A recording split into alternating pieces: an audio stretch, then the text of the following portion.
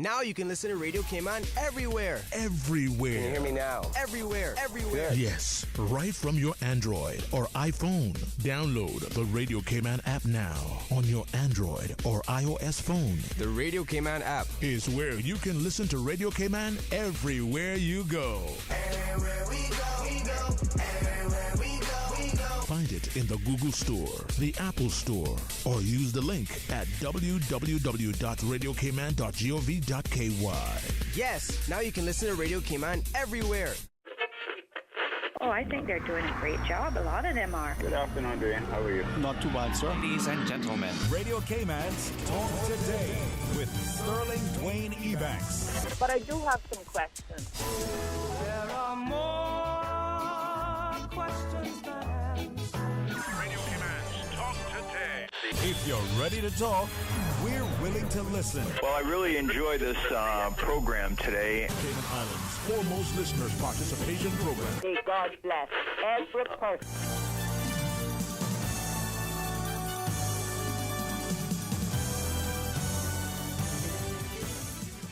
Hey, good afternoon and welcome.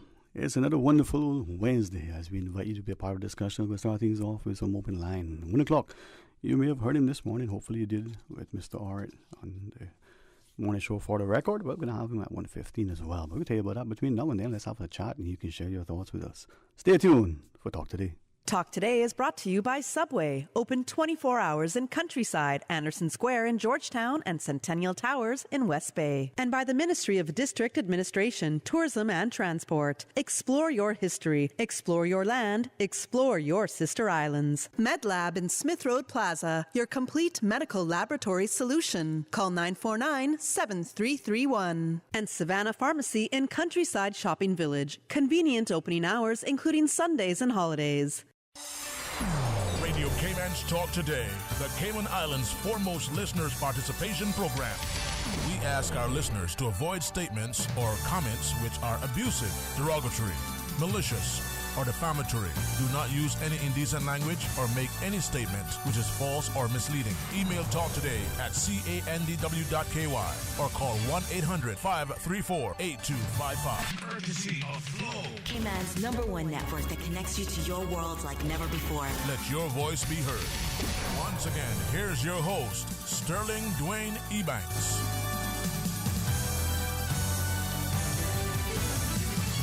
Hey, good afternoon and welcome. It's going to be open line. Let's go straight to the phones for those who want to share their thoughts. It's 949-8037. Hey, welcome. Good afternoon. Thanks for calling. Good evening, Mr. Sterling. Another beautiful day today again. Yes, sir. That it is. Praise God. This is the day that the Lord has made. What a beautiful... I don't see a cloud where I am. I don't see a cloud in the sky. You don't? Wow, no. Good for you, man. Where I am, anyhow. I mean, because where I'm at, I can't even see a cloud at all, but then I'm inside of a self-contained... you know the old man is from the east, so... Is that what it is, huh? Yeah. So does that mean that they were wise and they moved to the west? Is that how that works? No? Every time I say I'm not going to call the radio station anymore, because sometimes they just be beating a dead horse. But then it goes out and it always be that I get in the hearing of, people talking, Caymanians talking. And I was somewhere yesterday and I was listening to some group of women were talking, Caymanians about their work with their companies and things. One lady was telling the other one, which I'm saying they wasn't talking to me, but I was in the hearing, and they were explaining. She said she'd been working for a company now 6 or 7 or 8 years, something like that, and she has not got a raise yet. So she asked for a raise, and seemed like the company said that they wasn't making enough money to have a raise. The woman said even when her day off, they calls her into going to work, she don't say anything. Now this is a Caymanian now, and she was telling the other one, she said she want to leave, but she said it's hard to get a job now. And the other ones was telling her, but you should have leave long time. If from time you've been there 7 years and they don't want to get a raise, either that they don't consider you or not. So, and then the woman was saying, and they got expats working, about 5 or 6 expats working on the same job, and they getting paid more than the Caymanian. But do we know why that is? I mean, why is it experience? Is it I have no idea, but it seems like the job that the Caymanian got is a higher position than the expatriate.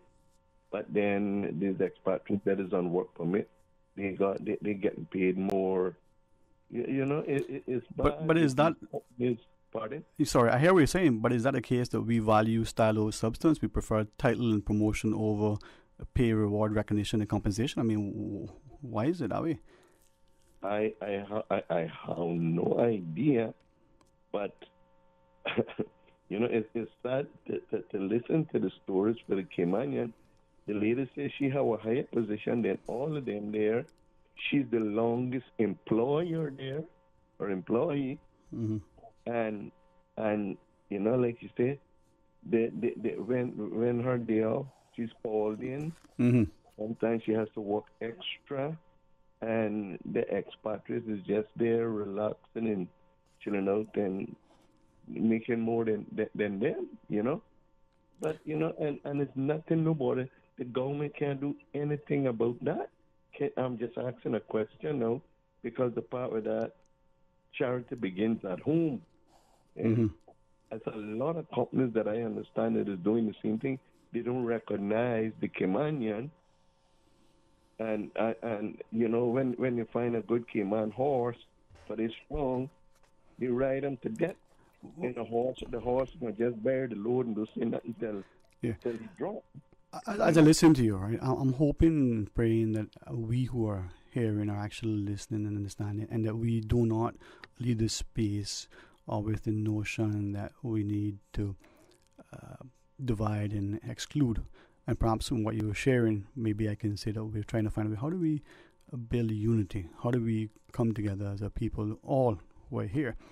And with that, isn't it then for us, as those who are connected and grounded, those who want to make this, their forever home, as the phrase is going these days, and those who are here now, how do we find that common ground to appreciate that the stability, the economic stability, the social stability, the political stability, that not only is that harnessed and maintained, right, for our well-being, our safety and security and sanity, so that we don't have us and them, whether that's us and them from east and west, us and them because of economics, ethnicity, geography, or otherwise. How do we get to that place where we're looking and valuing us as people? And Mr. Sterling, you know what happened? You always hear this story, lazy Caymanians. Every nationality they got lazy ones, and every nationality they got ambitious ones. So they seem like these group of people, because some was from Western, some was from Eastern area, and they're faithful people. They're workers. They not moving away. They ain't going away, and they're dedicated to their work. But you always hear that the lazy Cayman, that they don't want to work. Even when some people don't come into work, they just call them, tell them come in. Plus, they got to work extra hours. Just to say, well, this is a good employer. Right. But let's take what you're saying, right, and let's look at what we would hear. We even saw it in print. A man works from sun to sun, but a woman's work is never done. And a woman, in trying to establish that she too, right, is not just as good, but sometimes better, depending on her experience and expertise, right? What would it say? A woman has to work twice as hard to be considered half as good. Why is it that when we come to gender, to ethnicity, to nationality, that in the Cayman context, we are failing to appreciate the importance of us taking the reins, being the good stewards, being the examples, and championing what is good. And why is it that we feel, not just the Caymanian, but even the foreign national who has made this home, that the minute we either promote, support, and somehow celebrate the Caymanianness, that's a bad thing. Words like, being xenophobic and all other things come into play. And not only is the Caymanian castigated for that, but the foreign national now, who says, hey, we have a great place here, let's draw alongside.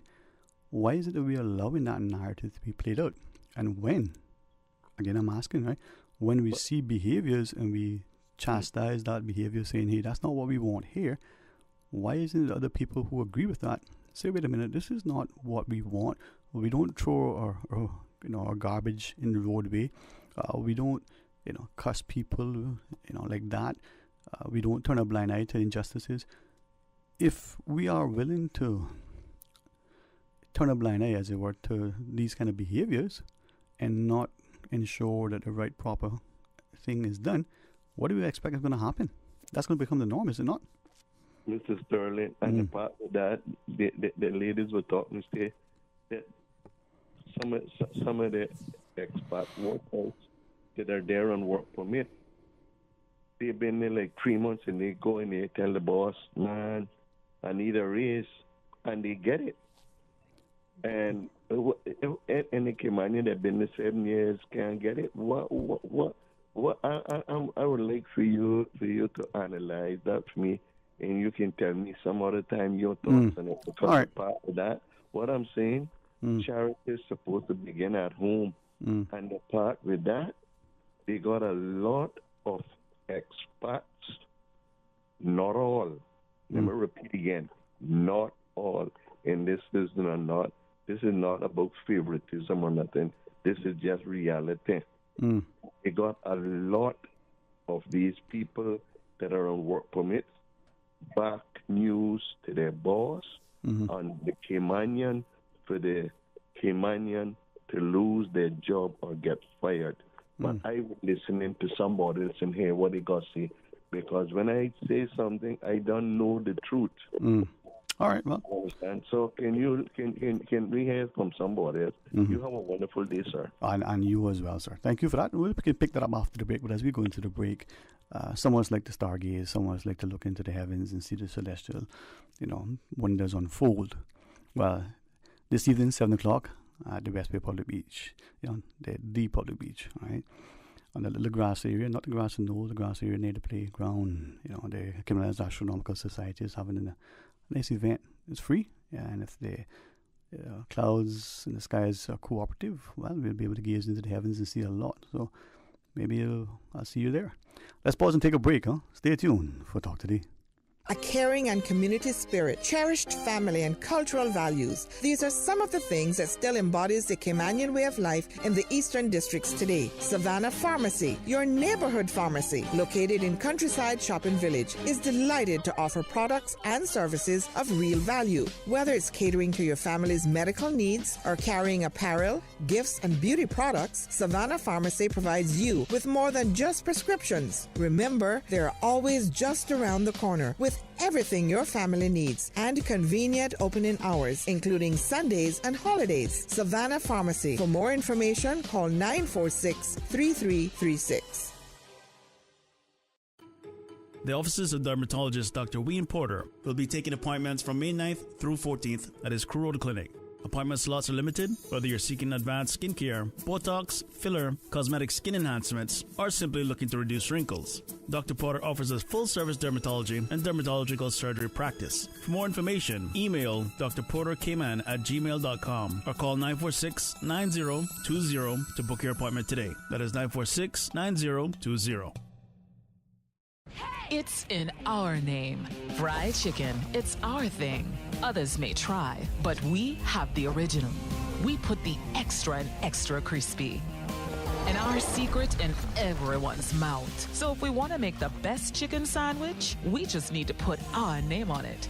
New Kentucky Chicken Sandwich. An abundant triple-breaded filet, premium mayo and pickles, all in a buttered brioche bun. The best chicken sandwich had to be KFC. For medical lab services in Cayman, go straight to MedLab. Blood test, x-ray and mammogram, all of that is MedLab. Affordable fees and friendly service, a full professional team. MedLab is always comfortable, MedLab is always clean. For medical lab services in Cayman, MedLab. Call 949-7331 and ask about MedLab's new state-of-the-art digital mammogram machine. The Spring Labor Force Survey is currently being conducted by the Economics and Statistics Office. The Labor Force Survey collects data on employed and unemployed persons. Trained interviewers with ESO ID cards will visit randomly selected households in all districts. The interviewers will exercise appropriate COVID-19 protocols using personal protective equipment. The interviews are confidential in accordance with the statistics law. No individual data will be published or disclosed. Survey data are exempt from freedom of information. For more details, please call the ESO on 516-3329. Talk today. But I do have some questions. Talk today. Cayman Islands' foremost listeners' participation program. Talk today. Because there are more questions than answers. What the public is saying. Waiting to take your calls right now. Sterling Dwayne Ebanks.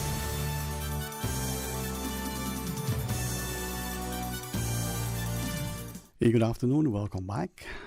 And give us a shout and share your thoughts with us as we have some open line for, a few more minutes until 1:15ish. 949-8037, 949-8037. Toll free with the compliments of Flow, 1-800-534-8255. Or you can WhatsApp 925-3261 and share your thoughts. Now, increasingly, we probably need to be more cognizant and make a more concerted effort, especially now with all that is unfolding around us in the region and in the world. When people are questioning, well, is this really what it is?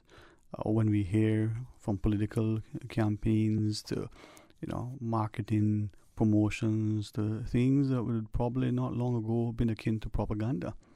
Everybody's singing from the same hymnal, as it were. And when people are asking questions, from the physician to the politician, from the attorney to the public advocate, hey, is that what it is? What if it's this? What if it's that? And they're being maligned, chastised, castigated, ostracized, and otherwise treated as less than.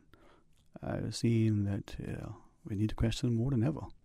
Let's go to the phones. Hey, good afternoon and welcome. Thank you for calling. Good afternoon, Sterling Dwayne. How you doing? I am blessed and very thankful, sir. How are you? I am grateful and blessed and all the above. Rough, regular, poor, sober, and ugly. Yeah, life is good, man. Life is good. Yes, it is. Especially in the tropics, Well, I'll be honest with you, man. That's the best place to be. Yep. What I call in about, that's kind of disturbing. If you take a drive down to the Governor's Beach and walk south. So heading back towards town? Correct. Okay. A very known, well-recognized establishment there has a sign up saying, beach closed. Okay. These are things that these people come here and do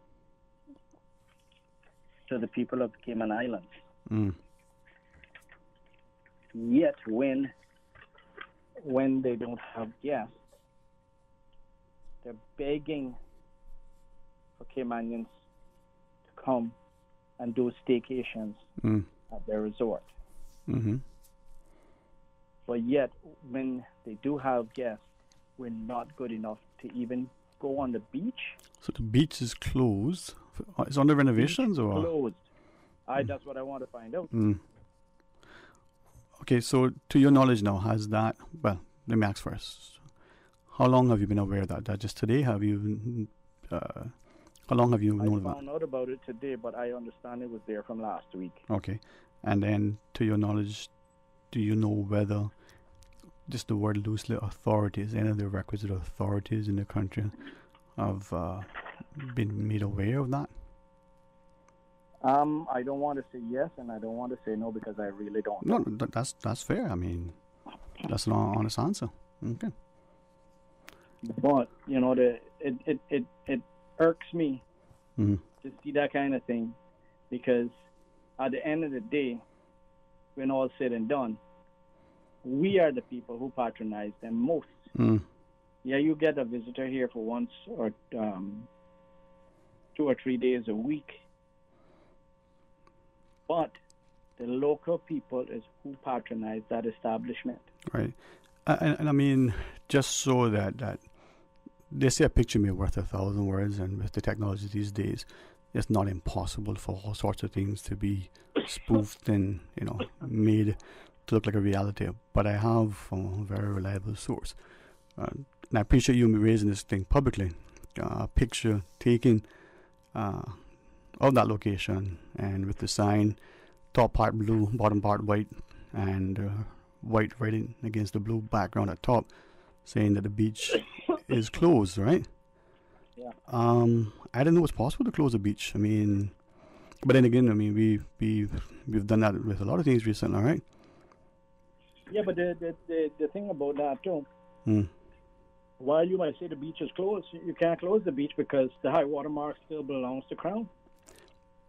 But this particular picture, and I'm sure you saw it, is, again, just looking at the still photo, is placed not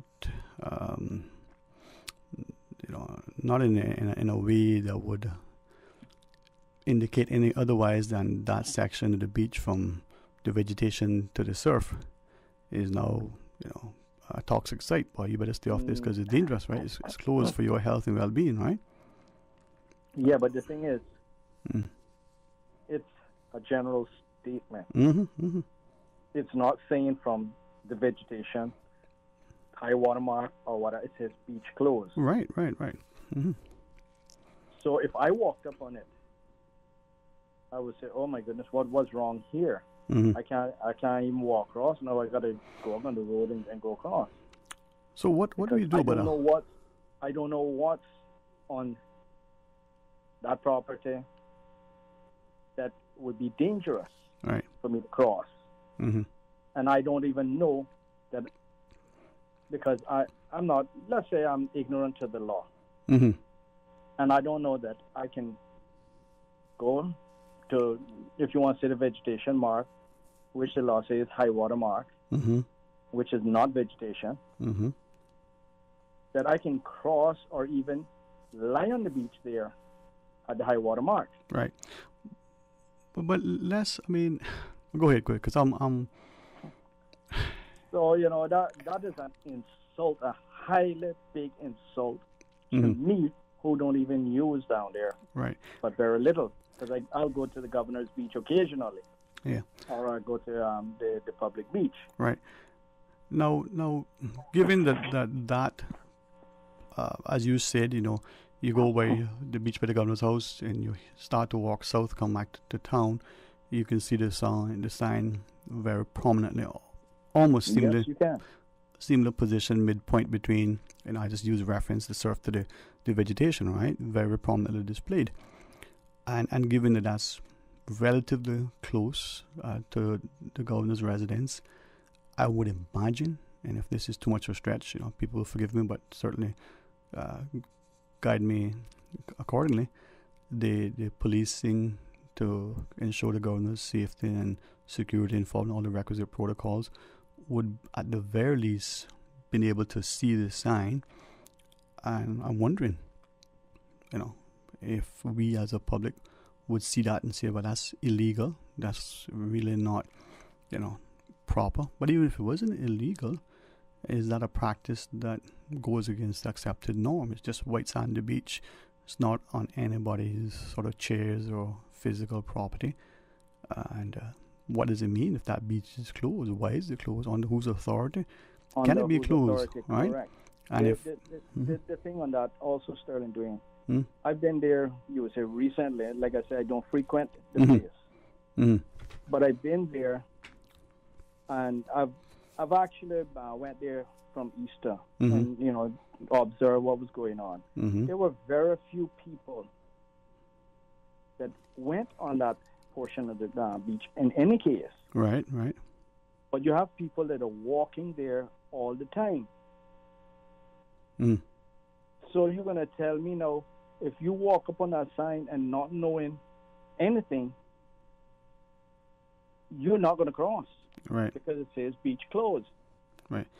But let me ask the question. What if somebody just walked there, took the sign up, because I presume it's in sand, so it's not cemented in and bolted down and, you know, reinforced with concrete and the like. They would be charged with right? trespassing. And if they pick that sign up and, again, very politely, carefully carried it and maybe just laid it on the side or even put it near the vegetation, I wonder if that person would be charged with damage to property or doing something. I mean, even if yes, they could be. The perception is that this was a sign that was placed there without authority, an illegal sign, proposing to establish something that in law isn't legal. I wonder what happened to that person. They would be prosecuted for it because they're going to say they were trespassing, and you said they still call it damage to property. Right. So let me then ask, and I don't wish to put any more on the plates of the police. They have a whole lot on. Just us Right. as people seemingly not driving properly on the roads sometimes. But let's just say that a police officer, on duty or off, whether as part of the rotating, and I don't know how they do their stuff, and I don't wish for anybody to share, but let's say their shifts at the governor's residence, just even as that, you know, goes down and stretches a little bit and inhales some fresh sea air just to clear the lungs, looks to the, you know, the south and To say, the oh, south. there's a sign there, and goes and go, wait, this is wrong. And I wonder if a police officer sees that and says, you know, this isn't right, or even, not just because they're police officers that they know every section of every law at that particular time, you know, makes an inquiry and say, well, this don't seem to be right. You know, it could be a new officer just recently been recruited, whether through the training program or just, you know, been seconded from elsewhere, and then proactively responds to it. Or is it the Department of Planning, or is it the Department of Environment, or is it, you know, me or you? No, the members of the Legislative Assembly, which I still call the Dutch State Parliament, because I never remember it's Parliament all the time.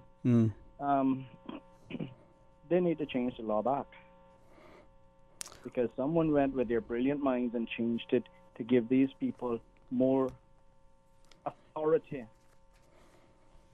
to, and I don't want to use the word, with the Caymanians. Right. But think too, right? Think to a property just north of that, a recent hotel. I did not at that time, you know, someone called and said, hey, are you aware of this? So The wall is being put down? Well, there was a wall, and then even the property north of the public beach, you know, where there was this, as was put to me, I put it to you, a fenced off swim area, right? Yes. When I saw it, I go, oh, that's kind of nice. You know, people can know that within this section wouldn't be a bad thing. I've seen them in other places. I've seen little endeavors to help people in and out of water with ropes or otherwise. And I thought that was good, only to be advised, well, really what it is now, this little fenced off swim area not only runs parallel to the beach, but perpendicular. So you have this wonderful little boxed in area, and that was being patrolled by staff of that hotel, that only, you know, certain people could swim in there.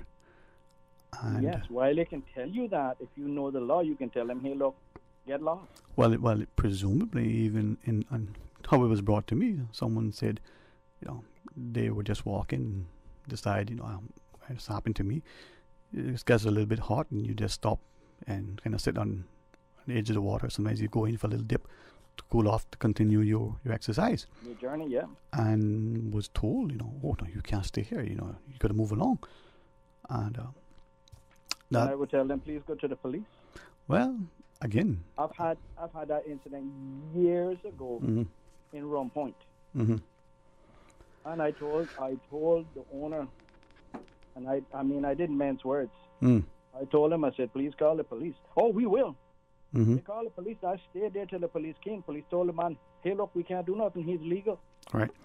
But what if, again, and I wasn't there, and I don't have any reason to doubt, that maybe there was a bit of exaggeration, maybe there was a bit of editing, but I don't doubt the veracity of what was shared.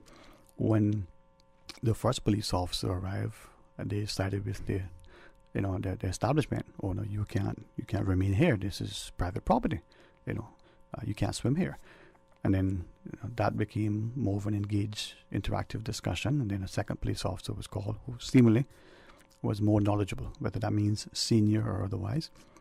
And then it was my words from what was relayed. A compromise was reached. Well, yeah, you're legal, but really they don't want you here. So maybe it's best that you go along, right? This. And I would tell them straight out, I'll go along when I feel like. Yeah, this particular individual, a little bit older than me, not originally from here, said, you know what, I was planning to go along, but I'm going to stay a little bit longer. Yeah. So if you want to move me, you'd have to physically remove me. And according to him, he said, if I venture into that property there, then you can say I'm trespassing. But exactly. I'm right here.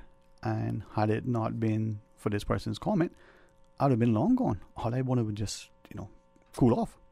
So when this thing is happening, whether it's that sign, whether it's the ringed off fenced area, or if we're not careful, just like the gated communities that we, not just building anew, but we've, taken and superimposing on old established neighborhoods, are we mindful of what potentially we're doing, not just with the physical division, but that unconscious decision that it might, in some cases consciously, cause us to be divided? But Sterling Dwayne, on the other hand, the ladies from West Bay fought.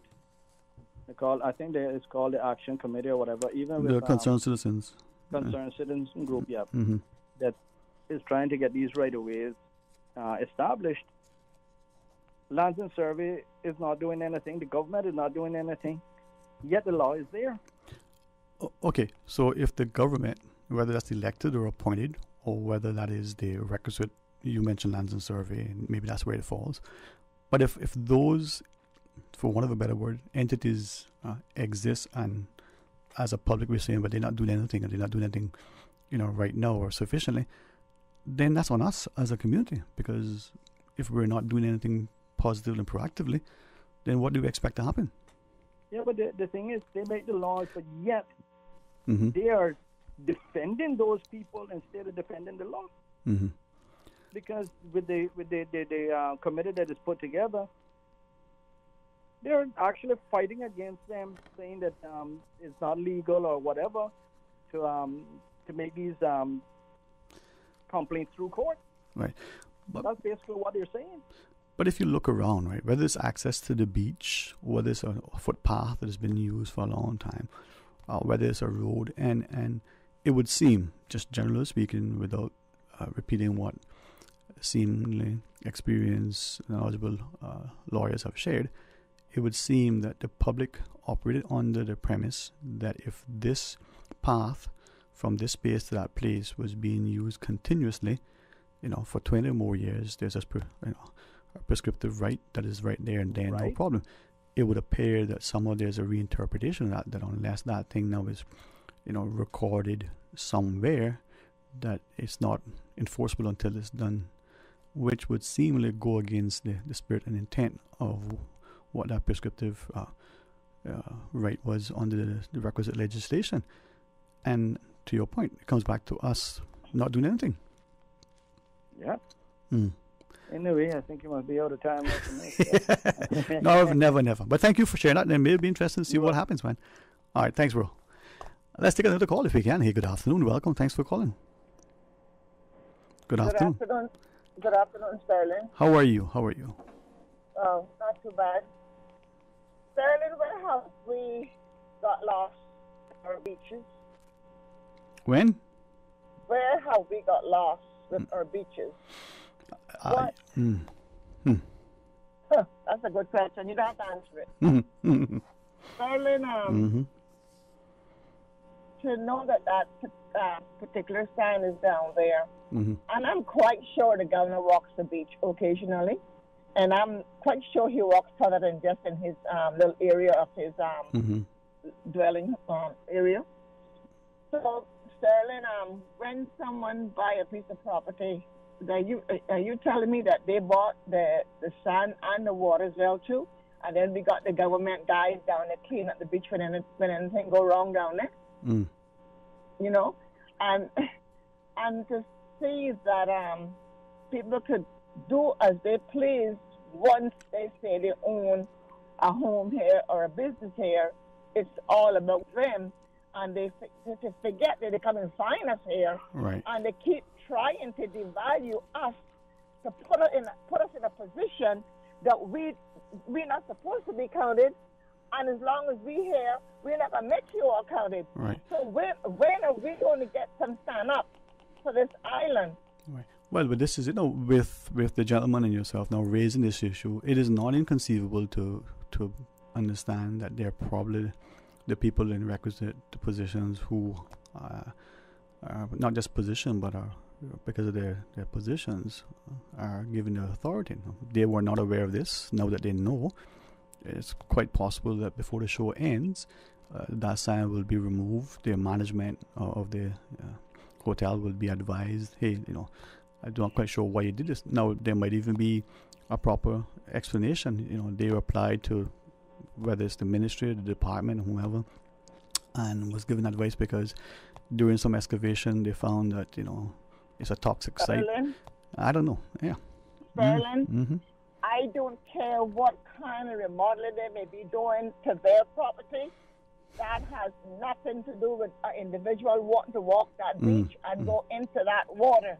Mm-hmm. When they come to put up a sign and say the beach is closed, excuse me, the beach is closed in the Cayman Islands?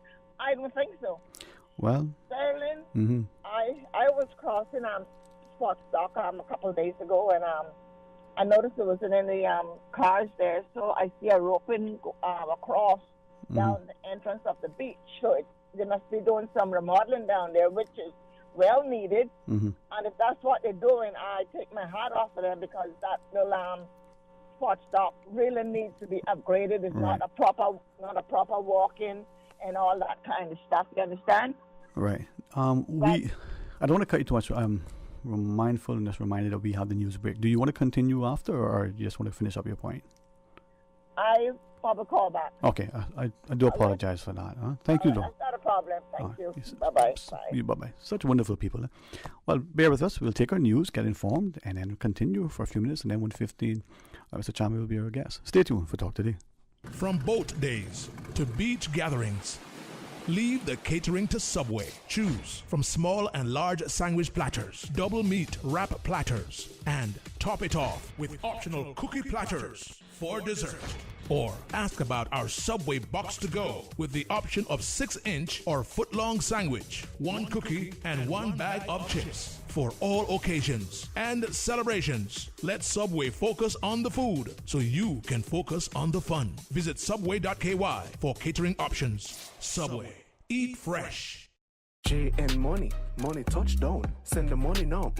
Reach wow. You say you need some money. JN Money, I can send it in a hurry. Get through quick when you come collect your cash, or use a money card and swipe it in a flash. Send funds to any bank? Yeah. Pay your bills quick? Yeah. Low fees, you know it? Yeah. JN Money, we are pick? Yeah. Send and receive funds at any JN Money location. It's fast, affordable, and convenient. Money touchdown with JN Money. Send funds to any bank? Yeah. Pay your bills quick? Yeah. Low fees, you know it? Yeah. JN Money, we are pick? Yeah. Call 345-945-2014 for details. Available at JN Money locations across the Cayman Islands. You are listening to Radio Cayman, the voice of the Cayman Islands. Today's biggest news. Radio Cayman, your voice, your choice. Local, regional, international. This is Headlines from Radio Cayman's newsroom. Today's biggest news.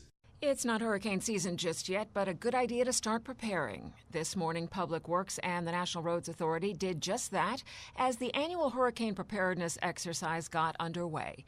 Now, in its 35th year, the exercise gives crews a chance to check hurricane shutters, supplies, and take stock of things that might be needed in hurricane season. In international headlines, the company behind the U.S. TurboTax filing program will pay $141 million to customers across the U.S. who were deceived by misleading promises of free tax filing services. That, according to New York's Attorney General today.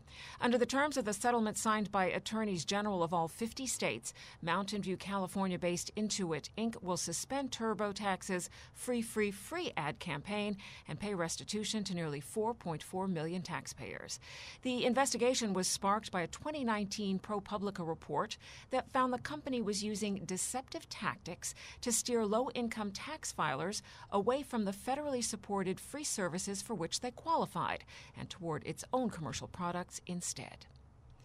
Eminem, Lionel Richie, Carly Simon, Eurythmics, Duran Duran, and Pat Benatar have all been inducted into the Rock and Roll Hall of Fame, a list that also includes Dolly Parton, who initially resisted the honor because she said she hadn't earned it. The honorees, voted on by more than 1,000 artists, historians, and music industry professionals, each had a profound impact on the sound of youth culture and helped change the course of rock and roll. That, according to John Sykes, chairman of the Rock Hall, in a statement today. Those are your headlines from Radio Cayman's newsroom. I'm April Cummings. For the latest in news and information, follow Radio Cayman on social media, Facebook, Instagram, Twitter. Download the Radio Cayman app or log on to our website, radiocayman.gov.ky. Every day in the Cayman Islands, nonprofits and their volunteers work tirelessly, improving our communities and the lives of the people within them. With GiversPlanet.com, you can make a difference by supporting a fundraising effort or starting your own. Givers Planet provides an online solution to conveniently raise money for your worthy cause. Whether you are fundraising for medical needs, education, animal welfare, youth programs, religious missions, school PTA efforts, or a nonprofit. Simply create your fundraiser at GiversPlanet.com and spread the word to your local and international supporters so that they can visit and make a secure online donation. Start fundraising online today with GiversPlanet.com. Ladies and gentlemen, it's that time of the year again as the New Self-Help Foundation presents Gratitude, the 21st Annual Talent Exposition of the Arts, Sunday, June 26th at the Hartwell Theater. Performances by UCCI dancers, Mariah Praise, Radiance Dance Studio, Andrea Rivera, Dream Chasers Cayman, hosted by former Miss Cayman Universe, Anika Connolly, and Lloyd Barker. Part proceeds from the Talent Exposition will benefit the Pines Retirement Home. Prepaid tickets available at Funky Tanks, Winner Circle Sports. Tickets are $15, $20 at the gate. Gratitude. The 2022 Talent Exposition of the Arts, Sunday, June 26th at the Hartwell Theater. Gates open at 5 p.m. Show starts 6 p.m. Get your tickets today. Your Radio Cayman 6 p.m. news, Monday through Friday, is brought to you by Logic, your life connected. The annual business surveys are ongoing. The surveys are conducted by the Economics and Statistics Office and seek to measure the economic performance of all local industries. The survey forms for this year were mailed or emailed to all relevant entities operating in the Cayman Islands. The surveys are confidential under the Statistics Act and are exempt from the Freedom of Information Act. Your response matters. Do your part. Fill out and return your survey forms to the Economics and Statistics Office. For assistance in filling up the forms or for more information, visit www.eso.ky or call 244-4676 or 244-4607. Better data, better decisions, better business. Talk today. But I do have some questions. Talk today. Cayman Islands' foremost listeners' participation program. Talk today. Because there are more questions than answers. What the public is saying. Waiting to take your calls right now. Sterling Dwayne Ebanks.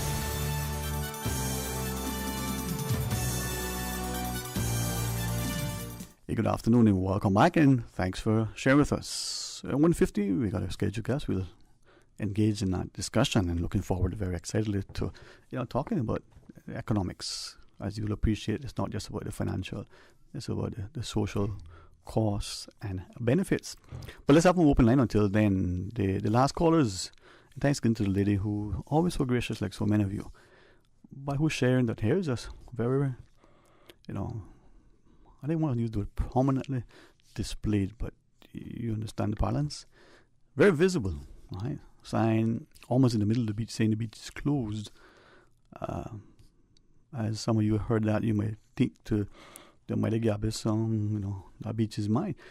Well, let's not get to a space and a place where we're constantly bickering and fighting to not just preserve rights and accesses, but actually to protect and to even try to regain. Let's see if we can find, through a sense of education, understanding, empathy, love, compassion, common sense, good governance, all the good things that make sense, that we can live, and we must live and work together. And I trust that with that revelation, as it were, for some of us, we need to appreciate that maybe not everybody is aware of what is transpiring as we think that they are. And now that we know, well, maybe that sign will be taken care of in short order. Let's take this call, though. Good afternoon and welcome. Thanks for calling. Mr. Sterling. How are you, Mom? When I not vexed with you, I'm in awe of you. I always feel a love from you. Huh? Maybe all the love and compassion and graciousness and Cayman kindness. We exude that every day from every pore and every orifice. Now, what about the other side now? Let us get down to business. What about the other side? It's not us, Remember now, I know you're from West Bay and you were young. Thank you. Let me tell you about the Georgetown story. If they were coming up, we call it manga season. Okay, we're going to get mangoes. No. From the supermarket? Okay. We get mangoes out the bush. Well, if there's any bush left to get mangoes from. Well, I'm just saying. I hear you. We got mangoes out of the bush. Listen to me now. When we went to get mangoes, we know that strip of land didn't belong to us nor our neighbors. It belonged to people that maybe our grandparents knew, the family, but we didn't. But guess what? We walked on their property. We picked till we couldn't pick anymore. Always some was left for the next person coming. That was a standard. You got to leave something for somebody coming behind. But I didn't see a sign out there saying they gotta stay home. Land is closed. That was for Cayman white people. People don't believe that Cayman got white people. We got white people. That was no sign was there. Now all of a sudden, when I look at, I was about 4 years old when I went on the 7 Mile Beach for the first time, and I thought I had died. Nowadays, I can say in words that I couldn't say then. I thought I had died and gone to heaven. And everybody was there. The bar grass, the changing rooms. You got to ask Miss George about them. There were still remnants of them right down there. The baths. Okay. Somebody told him something. I was listening to it. I was listening. Mr. Sterling, this thing got to stop, and then you get to this place where these people don't love us. Then you go home and you got your private thoughts. You remember Charlene told you these people don't love us. They don't even respect us.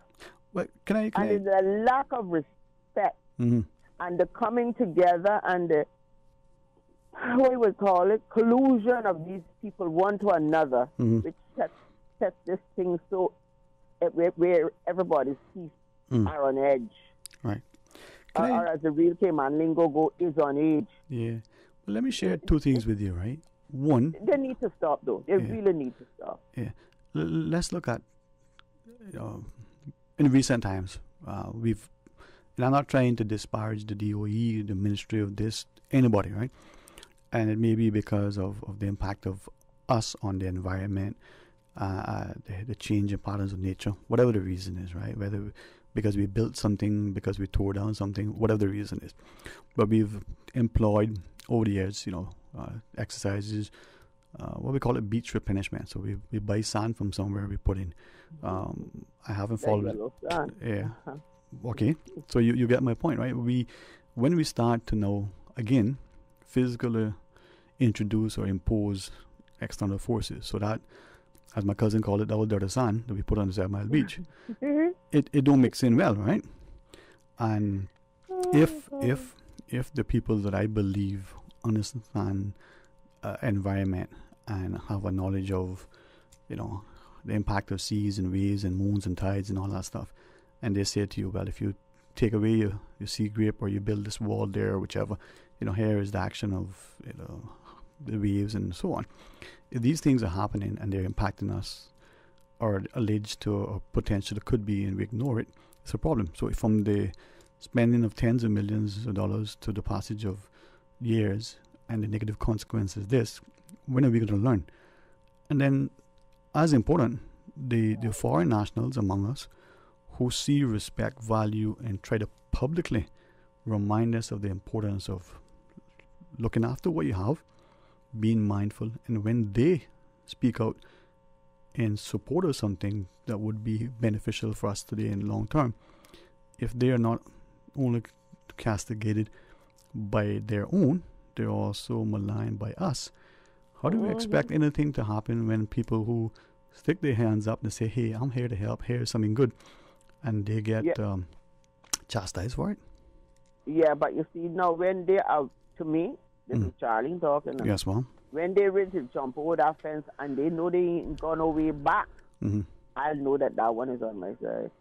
Well, it not many, but I'll know that one was on my side. It's on my side.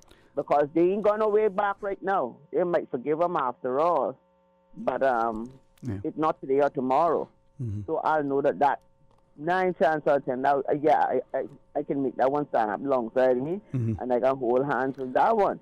But it ain't the whole part, because these people are, look here, the old people had a saying, and I don't want to get real rude. But when older slow, right, turn tablecloth, and that's all these people look like to me. They come here and they get more than they had, and more than they had hoped to get in their former life. Right. And now they can cast net and they can act like queen of this and queen of that. But we already done got our queen. Right. But don't come down with the foolishness. Yeah. They need to have respect. Right. We need to have respect when we're crossing their property, because after all, we are foolish enough to sell it to them. But there's also a saying too, right? They need to have respect for the traditions they came here and found, the people they came here and found. Their respect, the respect from them don't need to go any further than just that. Right. Respect what you found, and I'll respect your ownership. I walk in because the law gives me the rights to walk. I'm not going to splash up. I'm not going to dig up. I'm not going to castigate. I'm not going to say no stick up sign. Nothing like that. But allow me to walk where my grandparents and my elders walk. Arthur Bush tell me, Mrs. Arthur Bush died long enough now, told me about walking on that white sand beach, and nobody can tell me nothing different after that. I had the attitude before. But after she told me her stories and the stories of my other elders that she knew, and nobody can tell me about the white sand no more. I'll forever, as long as I can drag, I can be on it. Right. But see, this is the thing. There's another saying that says your own flea bites you the hardest, right? So when we, and I want that to be the collective we, who live and work here, call this home, wants us to be home, when we fail to stand together to make sure that there is, one, a respect of the values, the laws and enforcement, but there's also an education and promotion of the good practices, the behaviors, the things that we believe make a civil, harmonious society. Yeah. I know your words. Yeah. But that's your job when you leave your job. You go out there and do that. Because nobody that came, especially nowadays when you can Google everything, any jackman that comes here knows it all. And a jackman who's been here for quite a while already know what the system is like. These people who come here on a plane need to come with a certain level of respect, and we need to trod carefully when we sell our beaches to people. We need to know we don't really own it anymore. Well, and we need to cross the people's property with respect.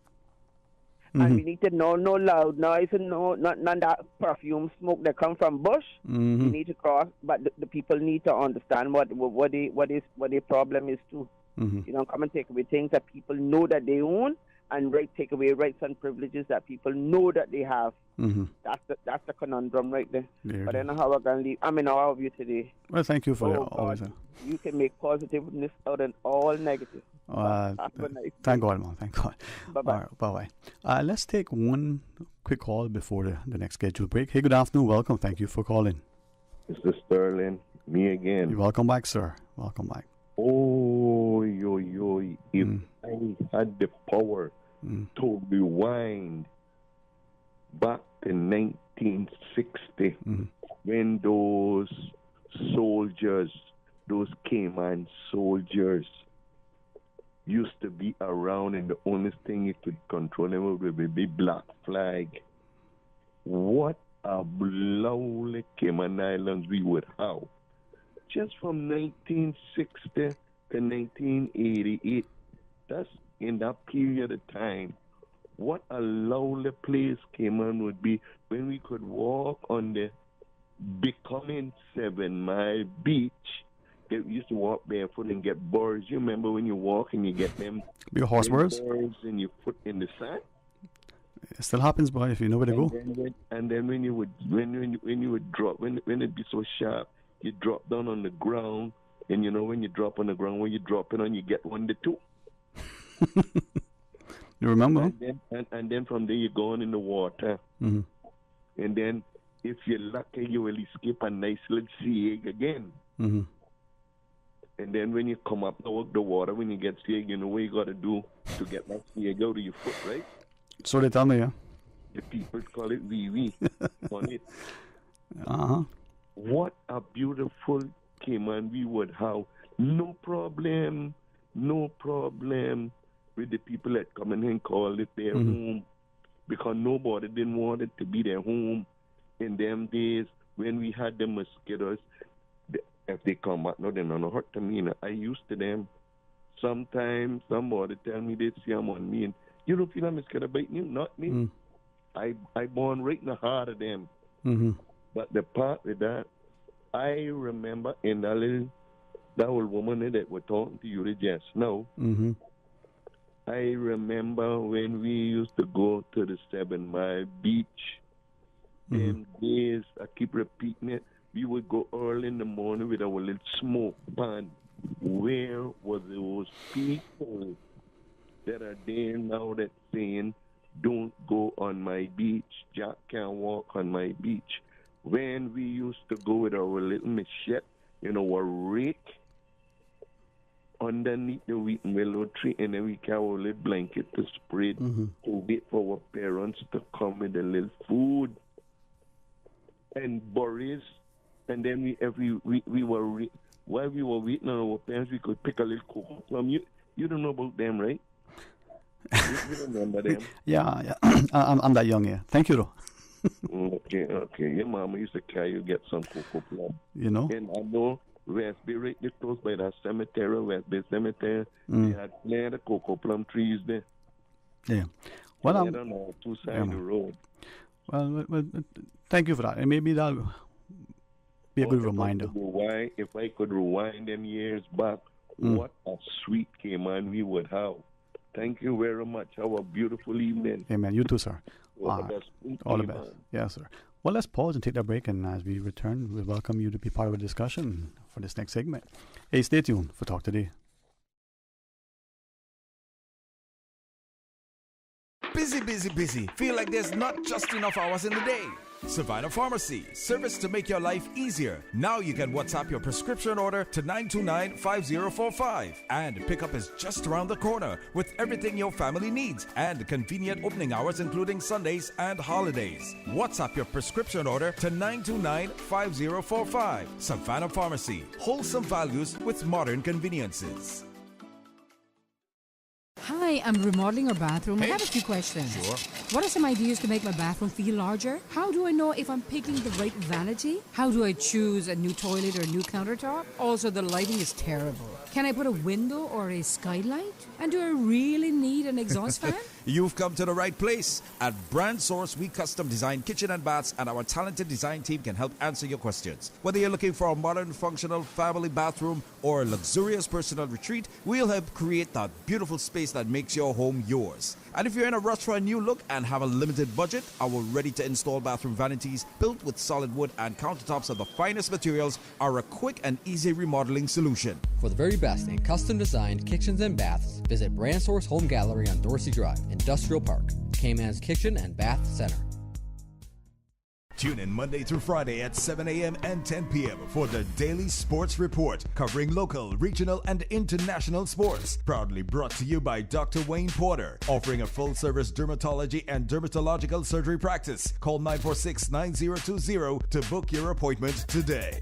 Celebrate this Mother's Day with Cayman Crystal Caves, Sunday, 8th of May. Guided tours include complimentary beverage, carnation, and chocolate, strawberries for mom. Then enjoy a relaxing Mother's Day experience at their Treehouse Cafe. Space is limited. Call 949-2283 or email info@CaymanCrystalCaves.com to book your Mother's Day tour. Change it up this Mother's Day with Cayman Crystal Caves. Didn't you hear? Crystals are a mom's best friend. Talk today. But I do have some questions. Talk today. Cayman Islands' foremost listeners' participation program. Talk today. Because there are more questions than answers. What the public is saying. Waiting to take your calls right now. Sterling Dwayne Ebanks.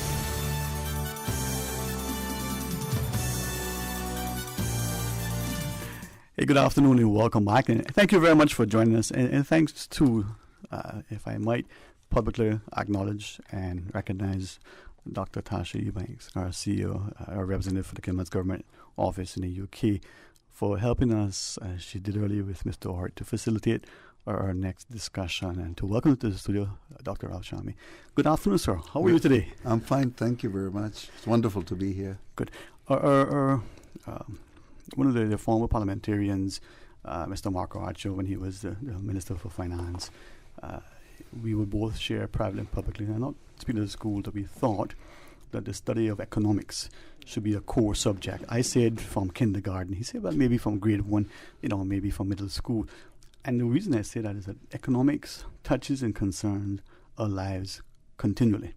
And the notion of opportunity cost, whereas my friends who are accountants, they look at the financial accounting, how much did this cost?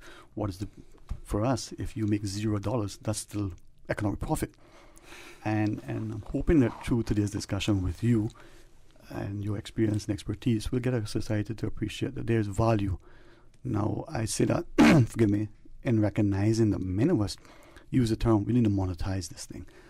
And that somehow has a negative connotation. How do we use this in such a way that we make money for it? But maybe we can get an understanding through that. So, again, welcome. Thank you for joining us. Thank you very much. Look forward to our discussion. I'm very excited. I heard bits and pieces when you were on earlier with Mr. Art. And if anybody had a chance to listen, I hope they will listen again. If they didn't, I would invite them to, at their convenience, go on our YouTube channel and listen and watch the discussion. We will revisit some of those topics. Maybe we'll get further to explore others as we be guided by you. Could I ask, despite the wonderful information Dr. Tasha shared with me, if you would be so amenable, just share with the public generally a little bit about you, your academic background, your experience and expertise, if you would. Sure. So my first degree was in sciences. And had nothing to do with economics. I had no idea I'd ever be an economist. If you had told me then that I would have just basically fell on the floor laughing. And then, as things would have it, I found myself doing graduate work in statistics and finance. And then after that, I found myself doing PhD in economics, financial economics, and in theory. Okay. And then from there, I ended up teaching at the University of Notre Dame in the business school in the finance department, teaching risk management, pricing of derivatives and all that stuff. As far as advising the dark side about, I could see from the smile on your face. Sorry.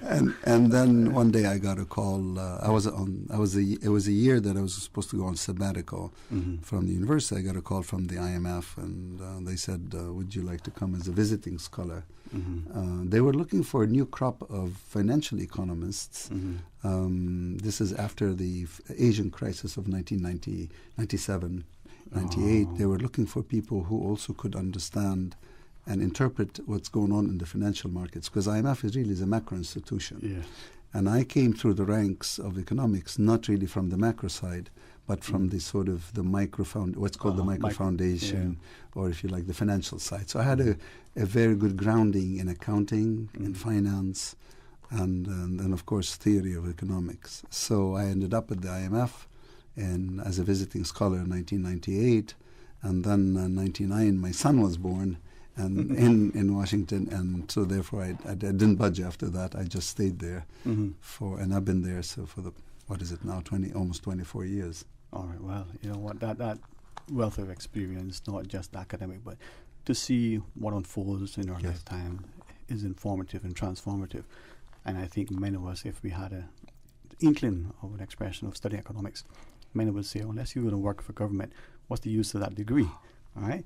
Without appreciating how significant it is. You talk about statistical analysis and managerial accounting, and that like economics informs that. And if there are subjects like math and English, like ethics, economics should be one of those core, because they teach you so much. They teach you how to learn, teach you how to analyze, how to apply, how to understand this interaction. There's a cost, right? We could be here or we could be elsewhere. Absolutely. And that's the decision that we make consciously every day. Yes. So with that in mind, you talk about micro and macro, and I think many of us science don't appreciate it. You know, the IMF, some of us may have read the book, you know, The Confessions of the Economic Hitman, where we see perhaps developing nations being overly concerned when the IMF comes in, the currency is devalued, and all of these things. And maybe it's the political will, maybe it's the societal expectations. A lot of things unfold that create an impact, negative and positive, within economies. How do we know in the Cayman context? Well, let's speak to you. We have a natural resource. We have the people who have, through their nature, have been an attractive feature when coupled with the beach and the sand, the sea, the sun, that have parlayed into a vibrant economy. But it's a service-based thing. There's no major industry as we would see in the traditional sense. Is that fleeting? Is that something that is easily, well, I mean, the tourism is certainly you're not the only country that tourism is significant, is a significant, I haven't studied, tell you the truth, the economy of the Cayman Islands myself, so I'm just going to hazard a guess that tourism plays an important factor in all of this. And that's a model that's practiced all over the world, and I've worked on many countries where tourism is a key factor. Now, of course, maybe your question is, tourism also is subject to the vagaries of the tourism market, and maybe in the case of the COVID, for example, because I know in many countries that relied on tourism. For example, in Africa and in especially like Ecuador, when COVID came, they lost the tourists into the Galapagos Island. No tourism, no dollars. So what do you do then? So so the question is, from a perspective, if you can, usually the advice is to diversify the economy. Now, usually we don't think of tourism as the issue as much as for countries that rely, for example, on oil. Right? I've worked on many of these countries where oil is everything. Once you have oil, oil seems to be everything, and therefore you're subject to the vagaries of the price of oil. If the price is 100, you spend. Price drops to 20, you see the government cutting left, right, and center. And so usually it's always the same advice, which is find other ways, other sources of income to but it's easier said than done. It's easier said than done. So one answer is, in principle, you want to diversify your economy because that allows you to withstand shocks, such as, for example, COVID definitely affected tourism. So what else can you fall back onto? Ideally, you prefer a source of income that is what we call acyclical. meaning is not subject to a cycle or business cycle, and part of what I'm talking about these days, which is the value of natural capital and how to make markets, is acyclical. That would be one. And I think we often hear, and something my father always says, and for the longest time, honestly, I mean, he has great wisdom. The humility in him is amazing. But he would frustrate me when he said, well, Rome wasn't built in a day. He would, and you make provision and you plan. And I see the wisdom in that. So I say that to reflect on what Dr. Tasha shared.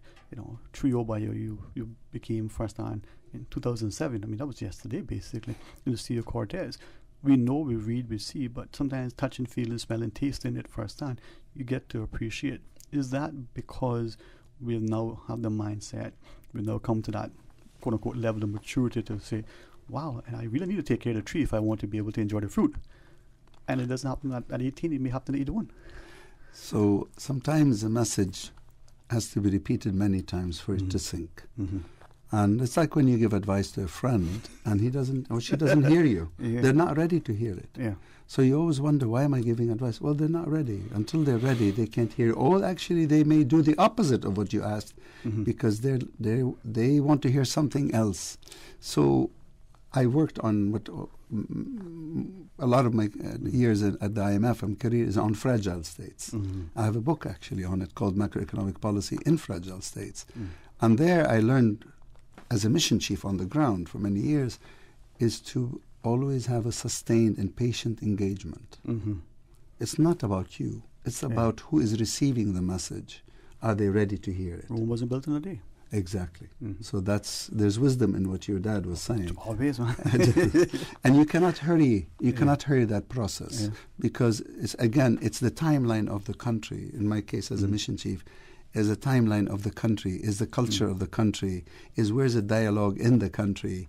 It's what Sir Paul Collier would call it at Oxford. Is there a pivotal moment here? Is there social learning? Have they reached the point where they can hear you? And anyway, so in the case of 2017, when I was Sea of Cortez, it's because it was purely by mistake. I just wanted to see the blue whales. Now, maybe it was my pivotal moment to shed off my suit and end up in a T-shirt and shorts in the middle of nowhere with people I don't know, I've met for the first time. But even then, I was just admiring an incredible creature in front of me. Now, what happened next is when the scientists said to me, they're dying. And we've killed 90% of them. And some species are not coming back. And they said, what else can we do? We've been publishing these scientific articles, but no one is listening. So I'm sitting there thinking to myself, I have nothing to add to the science. I'm useless in this conversation. And then they reveal something in front of me, which is the amount of carbon that whales capture on themselves or indirectly through their fertilization of phytoplankton. So my first question to them was, has anybody done an accounting of how much whales capture carbon directly? And they said no. They said, but the papers are out there, so why don't you go read them yourself? So as they all slept soundly that night, and the nights after that, I was wide awake on my bed in Loreto, Mexico, downloading the articles and trying to calculate for myself how much carbon do these whales capture. Now, why would I want to do that? Because it dawned on me, I was sitting at the IMF, and the IMF was doing pricing of carbon and advocating to the world that we need to raise the price of carbon to change our behavior, to wean us away from hydrocarbon industries. So I thought to myself, what if I can value the carbon sequestration service of the whale? And then I thought, somebody must have done that. So I started Googling it and found no one. And I was surprised because I thought, why hasn't anybody done that? Why hasn't anybody done the valuation of the carbon sequestration of whales? So that's, if you like, if there's a pivotal moment for me, it was that just because I wanted to help the scientists. And the other part was, when they revealed that information to me, I kept saying to myself, how come I didn't know this? Well, of course, because of my science background, I could understand what they were saying. I could read their papers. But somebody who's a lawyer, who's accounting, who's finance, who's policymaker, they probably never see a whale in their lives. So how do I take that information to make them care? So I thought, well, one way to do that is to translate it into dollars and cents. Just another, it's a translation of a language. Yep. It's not meant for anything else. You tell me biodiversity is incredibly, scientists will tell you, they've known this for a long time. Biodiversity is important, this is important. But to a layman who's going to work every day, coming home, sitting down, hears about the climate calamity, biodiversity, I have no idea what these guys are talking about. But suppose I tell you, well, the whale is providing you a service worth $3 million. Suddenly you're like, $3 million? Why? Because you are paid a salary in dollars too. Yes. You see? You are providing a service. When I work at the IMF, I'm providing a service and they're paying me a salary in dollars. So when somebody tells me something's in dollars, I pay attention. The cost, exactly, you see? So that was my way of grabbing attention. It was not meant to price nature well, actually, the pricing of nature is already there. Zero. We price. Otherwise, we couldn't have done the damage that we did to nature if we believed that nature was valuable. And when you believe that something is limitless and always there for you, then the price is really zero. This is why I like with economics that you shared. I mean, unfortunately, many professions use the jargon that is synonymous with our profession. Lawyers are talking, they'll use Latin phrases and all sorts of things, and the rest of us who are not, aware of that would think it's a foreign language. Doctors speaking to doctors, they speak in code unless you understand it. So speaking in economic terms, I get people to appreciate that it comes back to money. That there's a monetized value. The carbon offsets, for instance, and the carbon credits. I was quickly just asked a few people who I thought would understand. Tell me what does that mean to you? And some would say, they don't quite get how a company in a particular country can pay a sum in their minds to pollute, right? And could we talk about that? Of course. Is that what is happening? I mean, explain that to us. Okay. So let me just, if you allow me, let me step back a little, because people have asked me about what they call greenwashing. Yeah. And not brainwashing, okay? That happens in politics. Yeah. Sorry, I'm talking about. I just tease. Okay. I have to be careful. No, I just. So this is green.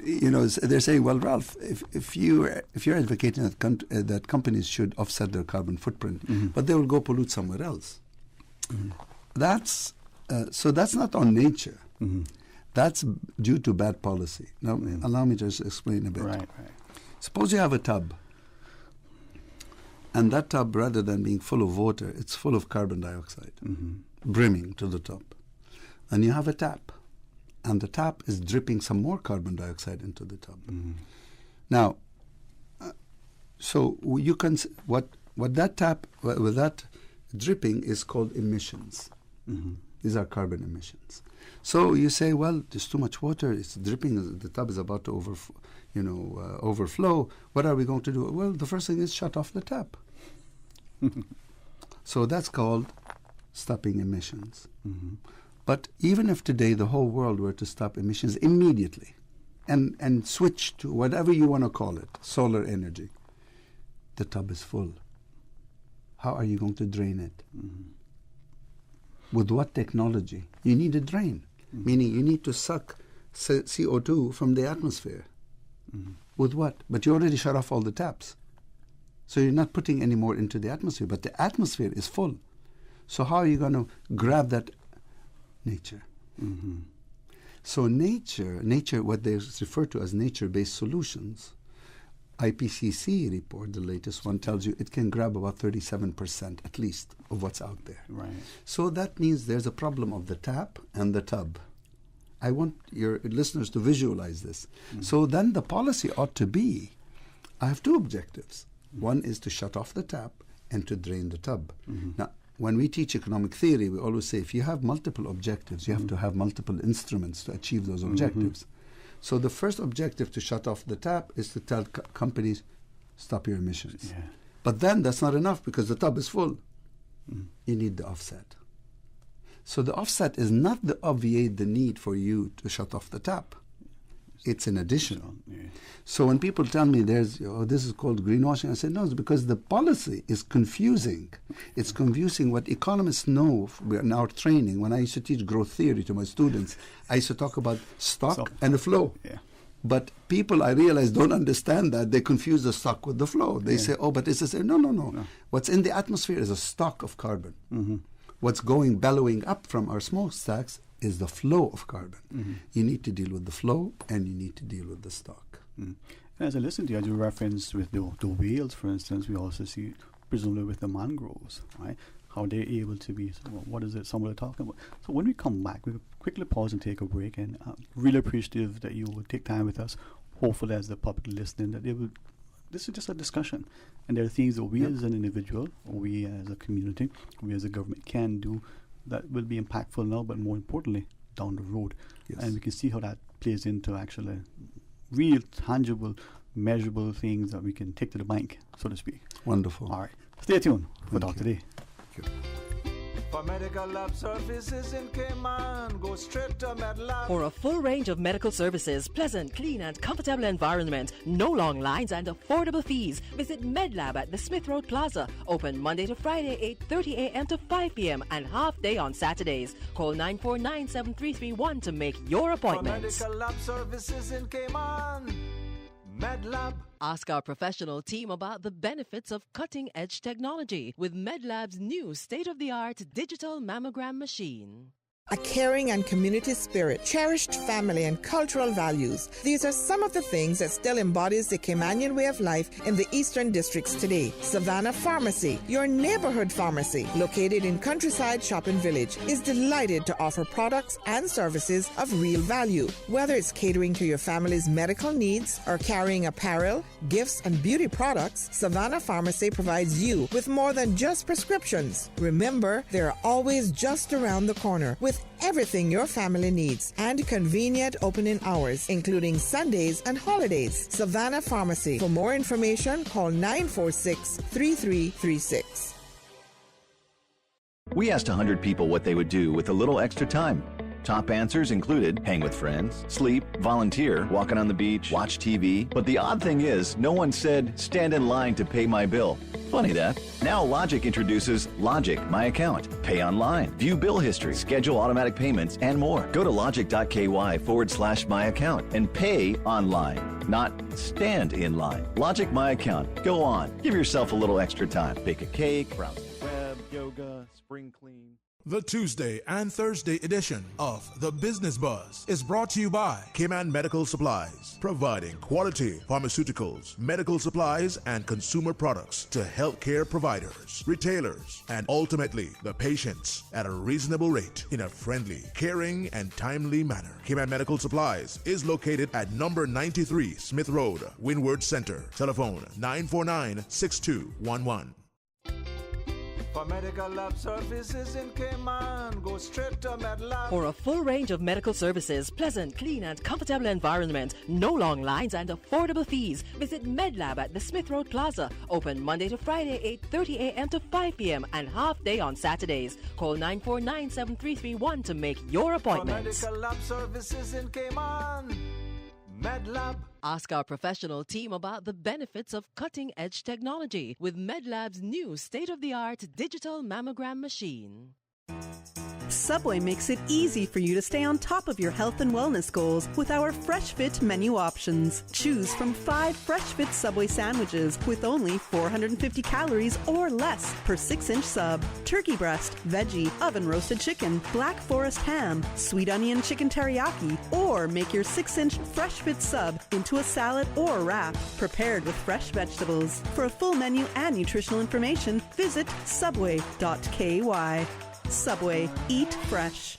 Beyond Basics Medical Laser and Skincare is offering an incredible 30% off services in celebration of mamas. Visit beyondbasics.ky to shop online and save by using our promo code BBMAMA. Unwanted body hair and ingrowns? Experience laser hair removal from beyondbasics.ky. Scarring, fine lines, loose skin, and enlarged pores? Then experience microneedling, body slimming, and contouring from beyondbasics.ky. Dull, dry, and uneven skin tone? Experience the hydrofacial and peels from beyondbasics.ky. KY. Give Mama the lifestyle of confidence and beauty transformations that will create significant change she will love forever. Shop with instant, easy pay online at beyondbasics.ky this Friday and Saturday only and enjoy 30% off services with the promo code BBMAMA.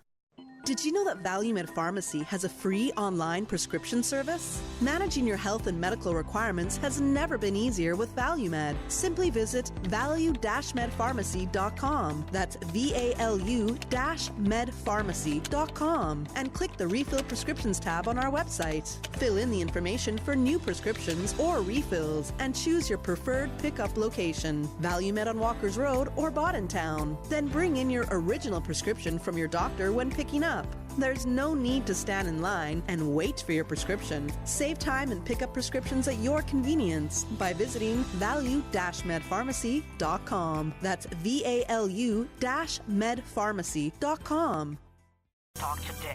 But I do have some questions. Talk today. Cayman Islands' foremost listeners' participation program. Talk today. Because there are more questions than answers. What the public is saying. Waiting to take your calls right now. Sterling Dwayne Ebanks. Hey, good afternoon. Welcome back. And again, a special thanks to the Cayman Government Office and the UK representative in New York, Dr. Tasha Ebanks Garcia, for facilitating, through the Office of the Premier, this wonderful discussion with Dr. Ralph Shami. I say this often, and I think some people would probably say, economics isn't the only subject. No, but it should be, as this kid. It is so important, right, that as my children were growing, I think one of their first phrases they knew, one of probably the first things they understood was opportunity cost, to some extent anyway. So much so now that who knows, they might actually study the subject, but I'm not sure. But as we're talking about economics, we're seeing political and societal implications. We're seeing the need for a will by its people, the elected and the appointed, all of the various stakeholders to recognize that, well, let me ask to make sure I understand, that not just our very survival and sustainability, but our quality of life hinges on us being more collaborative. We'll assign labels. Oh, those environmentalists, they want to tree-hugging people, want to save every plant and species and everything. But if you understand that there is probably a benefit to our well-being, a benefit to our bottom line, how much money we can make, we might start to do more. Is that what I think? I mean, money walks, they say. Well, money is a somehow, let me just say this and then come back to your question. Somehow we don't scoff at it when we get paid. For some reason, huh? But when we say, let's pay nature for its services, people start saying, oh, but no, have you valued the intrinsic value of nature? And my answer to them was, when the company paid you your salary, did they value your intrinsic value? How come you accept to be paid for your services, but you don't want nature to be paid for its services unless we figure out its intrinsic value? I think that's a bit of arrogance, no? Very much so. So I remember giving a talk at, I'm not going to name the organization, very well-known organization in the world. And I was about to start the conversation, and a nice lady in the audience did a two-handed interjection. At the IMF, when you do a two-handed interjection, meaning you stop in your tracks, somebody has something really to say. So she raised her hand, both hands, she said, I'm appalled at the fact you're going to put the price on nature. And then she went on and on. I just said that and listened. When she was done, I said, I want to ask you one single question. Do you work for free, ma'am? And she said, no. I said, well, then you should. Yeah. She said, why should I? I said, well, because your company has not figured out your intrinsic value. There you go. But yet you allow them to pay you for the service you're providing. But you want to deny the whale to be paid for her services to humanity. This is not about figuring out the intrinsic value. First of all, let's all agree on one thing. Intrinsic value of any creature is infinity or priceless. Like, what is the price of life? It's priceless. So we are not talking about that. What we're talking about is my fellow conservationists have been arguing for the intrinsic value of nature for a very long time. But can you honestly say that nature is doing well right now? The answer is no. Nature is dying. So that argument hasn't worked very well for us. So there's a gap. We can sit in our ivory towers and say, well, we should appreciate the intrinsic value of nature, and that's fine and dandy. But we are not in a world that's appreciating, and as a result, we are killing nature with impunity. As we write songs about it, as we write poems about, recite poetry and cry every time we hear about the death of a whale or a turtle, we are still killing it with impunity. So this work is meant to say to those that don't believe in the intrinsic value of nature, that nature is valuable to you even in what you care about, which is your own life. Yeah. And to your point, maybe I'll ask, and if this is a good correlation, let me know. We look at our personal relationships with our spouses, our siblings, or co-workers, and the psychologists will tell us, well, there need to be boundaries. And if you don't let someone value and appreciate your worth, they walk all over you, for instance. My psychologist friends are going, you really butchered that. But that's basically what happens, right? So we don't tell them. I have a friend, he says, listen, this is the service I provide. This is how much it costs for me to come out to do this service for you. Now I'm going to give you top quality work. You don't have to worry about it. It's going to be done right the first time. And if there's an issue, I'm ready to fix it. But it doesn't cost you, peanuts. You don't get monkeys if you pay for peanuts. You want good work, I will do it, and this is what it's going to cost. Quality work, I can value it. Now, for some people, they may say, well, geez, he's arrogant. But boy, when he comes to do the work, there's no question. How do we get to a space where that individual understands his or her self-worth and value and will not allow it? And then for us as policymakers and society to say the same for nature. This has a value. The carbon cleaning of the whale, of the mangrove is worth this. And then how do we pay for that thing? I don't know that the whale has a bank account at, the branch across the street. So how do we... Not yet. Not yet. Not yet. But so I hired a carpenter to build me a table. Mm-hmm. She builds the table and gives it to me, and I pay her. Mm-hmm. That's the value, what she and I agreed to be the value of her service. Right. So in the same capacity, and the whales are capturing carbon on behalf of humanity. Why is that important? Because humanity right now is obsessed, and rightly so, with the climate risk. Mm-hmm. And one sufficient statistic about how bad it is the amount of carbon in the atmosphere, and the amount of carbon, as we were discussing, going up into the atmosphere. Mm-hmm. So then the reverse of that is to save ourselves, which we think that we should grab as much carbon as possible. Mm-hmm. That makes the service of the whales incredibly valuable to us. Mm-hmm. So then when we say valuable, the first thing comes to mind is, so can you value it? Mm-hmm. Scientists were talking about whale carbon since Andy Pershing's first paper of 2010. At least that's what I know. And about, for example, not only the whales, elephants. But the elephants is more recent. It's 2019, Fabio Berzaghi's paper. So, but that's science. You see, and it's published in a way that the scientists are talking to each other because they're writing for each other. Mm-hmm. They're not writing for the general public. They're not writing for a policymaker to make a decision. Mm-hmm. They're not writing for a consumer. They're not writing for the financial markets. Mm-hmm. So somebody like me comes along, can access the science and reads and says, wait a minute. Mm-hmm. I can translate the science into dollars and cents. Mm-hmm. Not to demean nature and not to do anything, but to basically allow a general public that doesn't know science to suddenly realize, so caring about nature beyond the intrinsic value of nature, beyond the altruism, beyond the philanthropic motive, there's a non sitting next to it who's saying, do you know that whales are saving you? And people say, well, how? Well, they're grabbing so much carbon on your behalf. Wow, is there value to that service? The answer is yes. How would you do it? Well, we know the price of carbon. We know how much, presumably we can calculate how much carbon those whales are grabbing over their lifetime. But remember that a whale over its lifetime is giving birth to baby whales. Some of them die, some of them survive, but they also give birth. So it's like valuing a share of stock that pays dividends, except the dividends are alive. And they give birth to other dividends and so on. So you follow that how do we value a share of stock that pays dividends? You figure out how much the dividends are into the future. You discount them to the present, and you come up with the present value of all these future discounted present value of all these future dividends. That's the value of the share. That's what I did with my colleagues. The idea was not that this is the value of the whale, because the whale does a lot more than grabbing carbon for the sake of pleasing us. The whale is living organism interacting with the krill and the fish and the ocean and the phytoplankton. But the reason I focused on the carbon is because there's a market for carbon. I couldn't do other markets because they don't exist.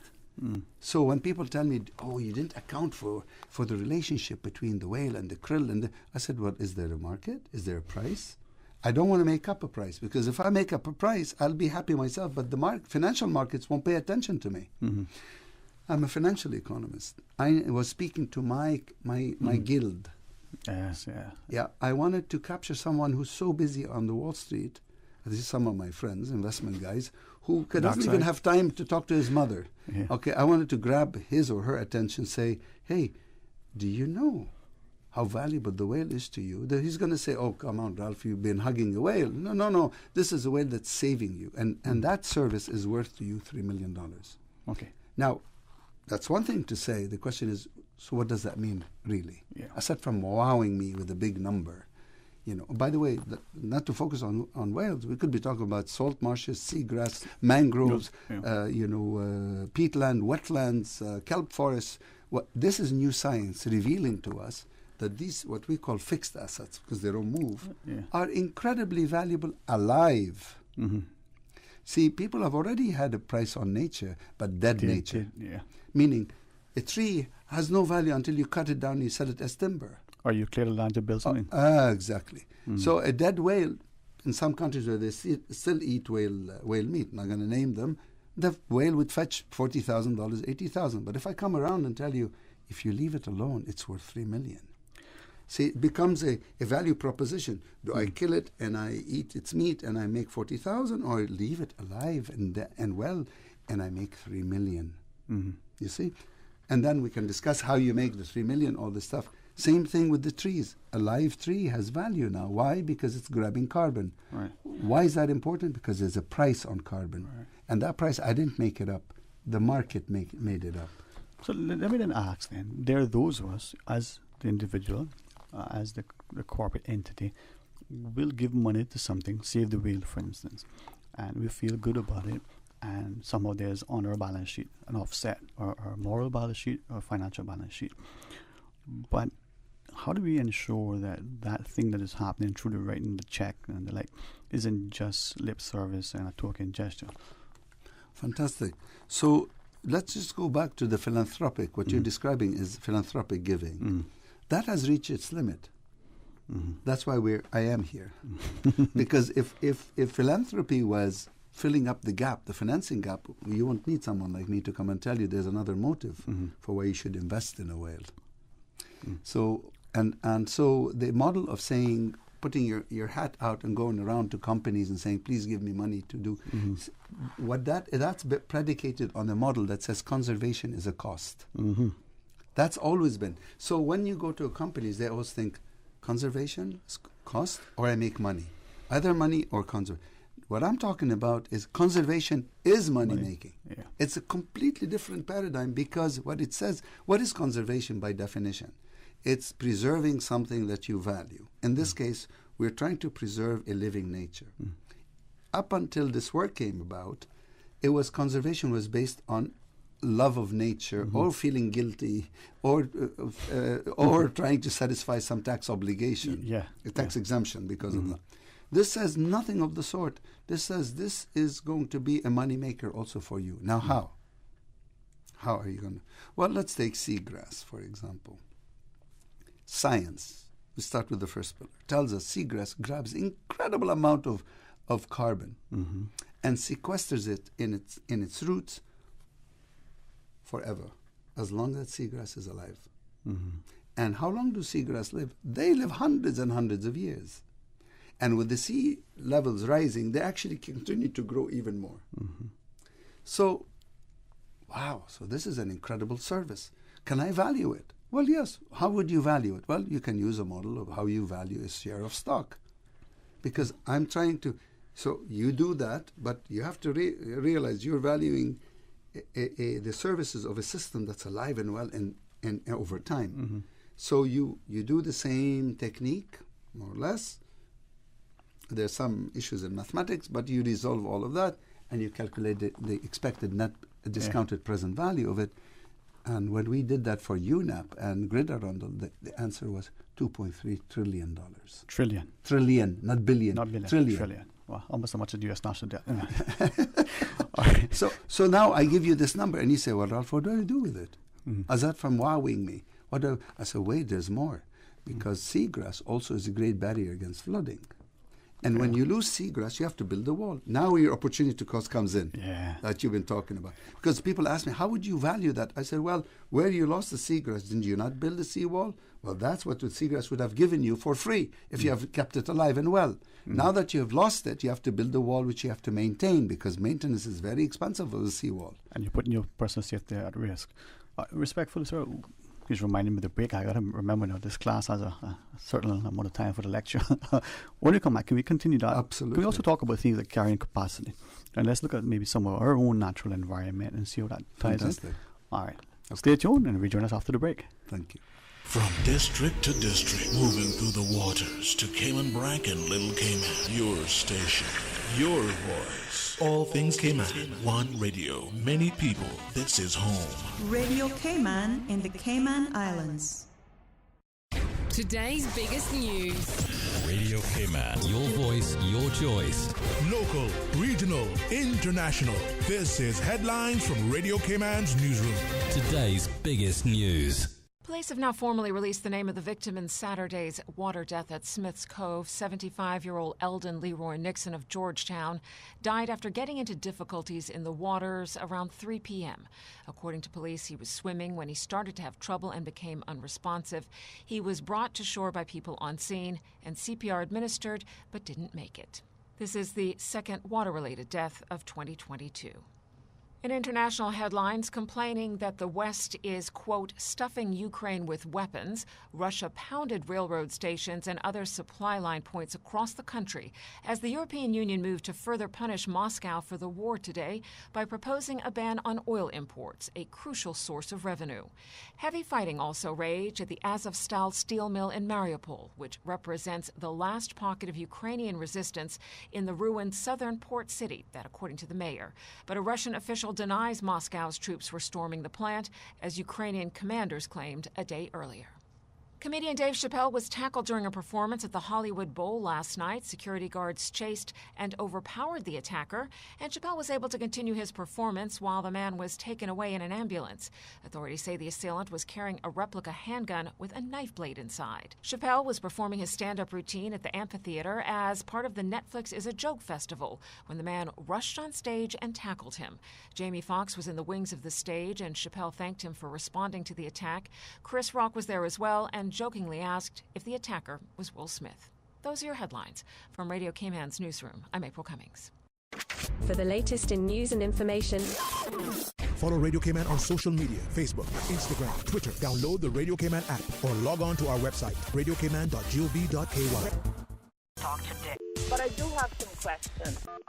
Talk today. Cayman Islands' foremost listeners' participation program. Talk today. Because there are more questions than answers. What the public is saying. Waiting to take your calls right now. Sterling Dwayne Ebanks.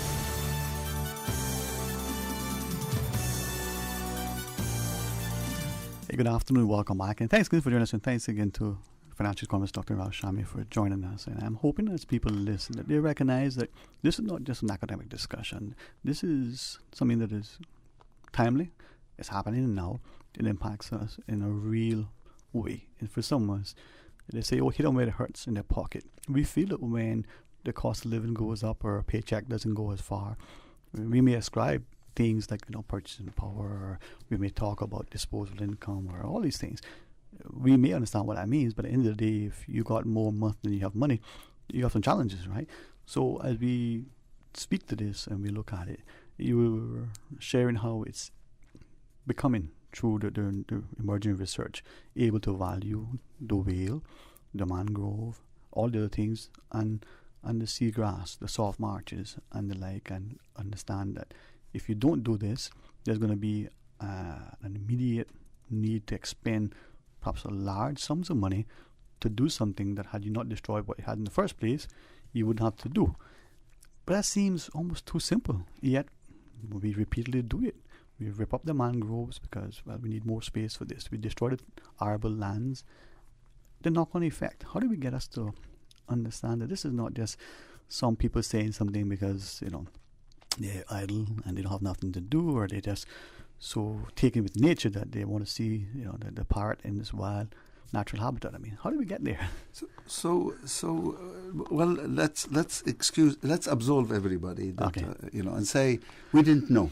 Okay. Science didn't tell us, or science wasn't there that told us what a living and thriving nature can do to us, at least in terms of the carbon sequestration or the fight against climate. Now let's put things, date them.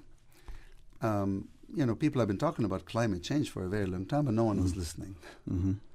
And then suddenly, there's the Kyoto Agreement, and there was the Paris Accord.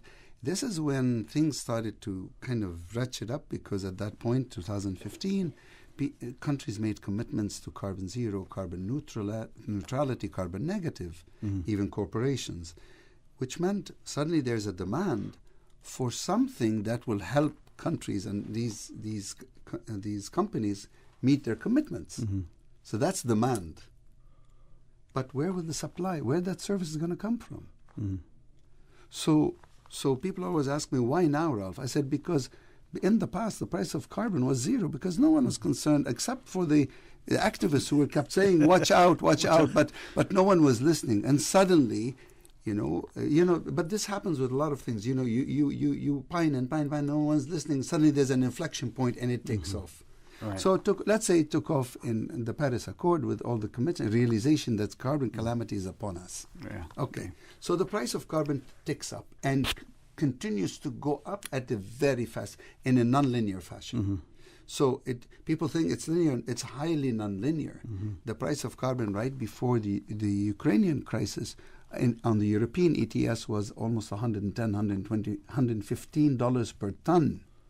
Okay, it dropped during the crisis right now to 60-some, and the act up into 78. And the projection is the price of carbon would go into the hundreds. Yeah. And the reason for that is because countries and companies and individuals have made commitments to go carbon zero by a certain date. And time is dynamic. Time is not fixed. So when you tell me I'm going to do something by 2050, meaning I'm going to start doing it right now such that when I reach 2050, I'm done. But they didn't do anything. They just made commitment, verbal commitment, and they did not meet it with actions, which meant it's no longer 2050 because they continued to emit, which means it's now 2040. And they continue to emit, which now it's 2030. And if you look at the IPCC reports, it's very clear. They tell you have less than 9 years. And the latest one that appeared 2 weeks ago says less than 3 years. So what do? Well, again, we need to figure out how to tackle climate change. That's what's causing the demand for carbon to grow at a very fast pace with an urgency. Where will the supply of the service come from? Well, you have two options there. You can have a high-tech approach, which I agree with Greta. I agree with her on a number of things, including the blah, blah, blah one. Especially in this case. There's a lot of talk about, well, let's do this, let's do that. With what technology? Well, suppose I have this machine that will grab so much carbon. I said, and do what with it? Well, pump it into the ground. Well, who told you this is the right thing to do? Just because it's feasible, is it preferable? That's what we learn in economics. Just because you can do it, should you do it? Okay, pump it into the ocean. Really? Really? Who told you you should be pumping it into the ocean? Or how can you guarantee me it's going to be in the ocean forever? Or should our grandchildren suddenly find that all that carbon bellowing back up into the atmosphere? So what's in front of you, I'm not saying technology is not helpful. In fact, we need technology. But what's in front of you, according to the IPCC, is nature. nature, to a minimum, can satisfy 37% of what is needed. Wow. And the nature is the cheapest of all the technologies. A dear colleague of mine calls it Earth Tech versus high tech. Yeah. Okay? So Earth Tech is saying, give me a chance. I can help you. Mm-hmm. So we are facing what Sir David Attenborough is talking about, the death of nature and loss of biodiversity. Mm-hmm. That's an imminent risk just as much as the climate calamity. Yeah.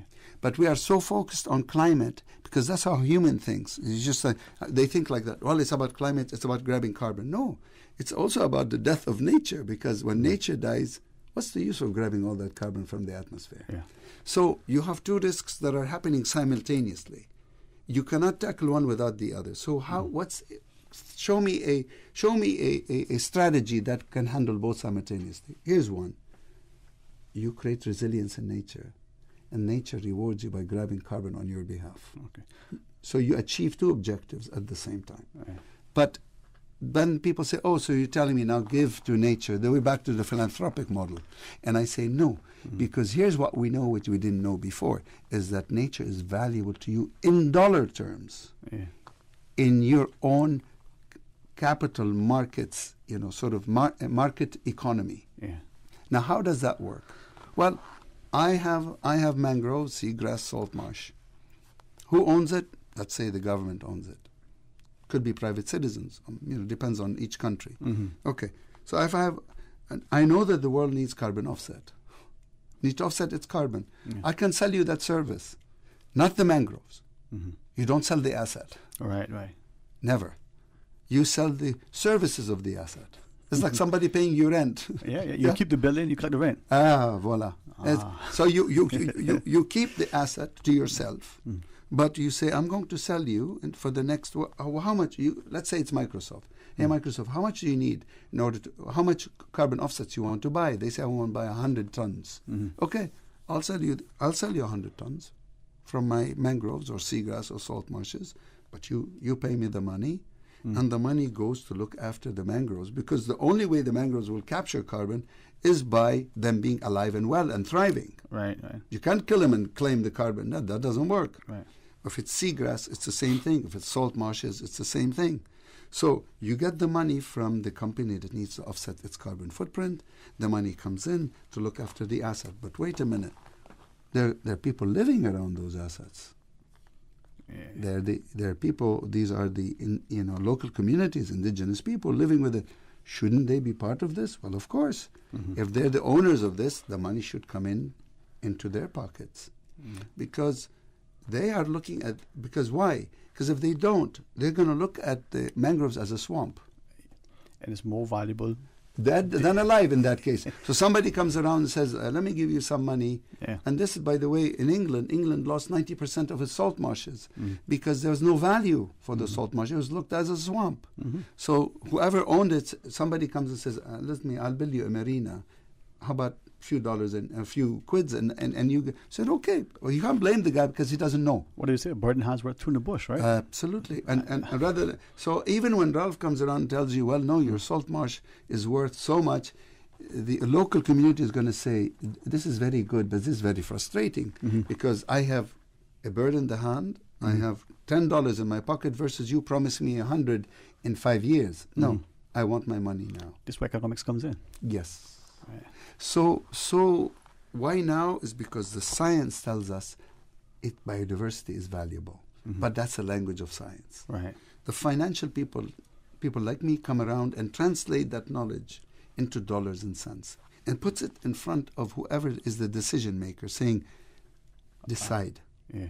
You may still decide to go with the development. You may still, because maybe the salt marshes don't provide as much dollars as a marina that's going to give you. But at least now it's no longer a swamp. You've done the cost-benefit analysis to understand. Voila. So it's not about altruism. It's not about philanthropic.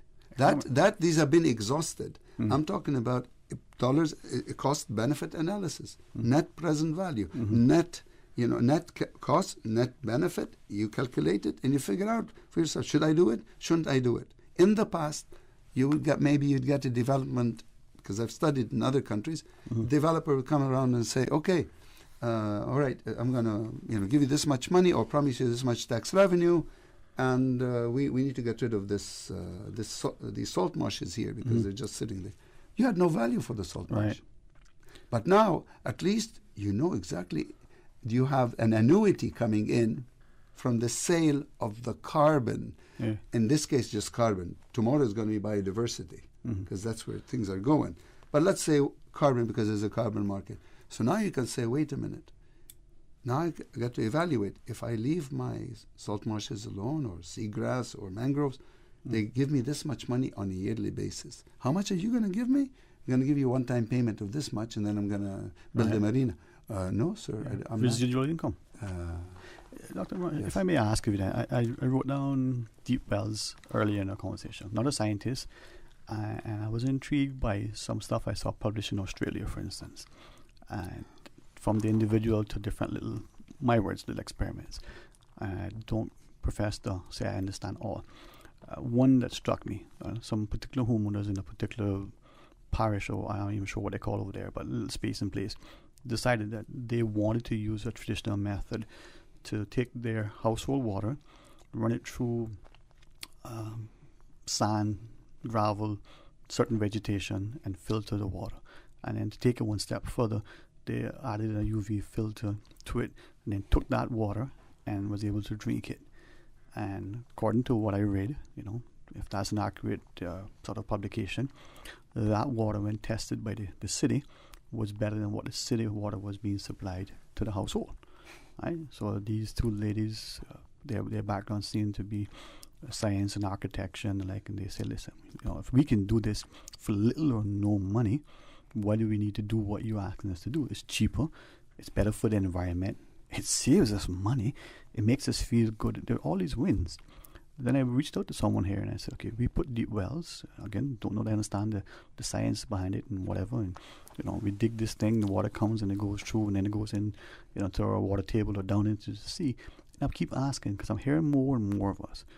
And I asked that just to share that I wonder if we are appreciating the impact that we're having, and do we need to revisit some of the old ways that the ancestors used to help nature, or certainly not impact nature.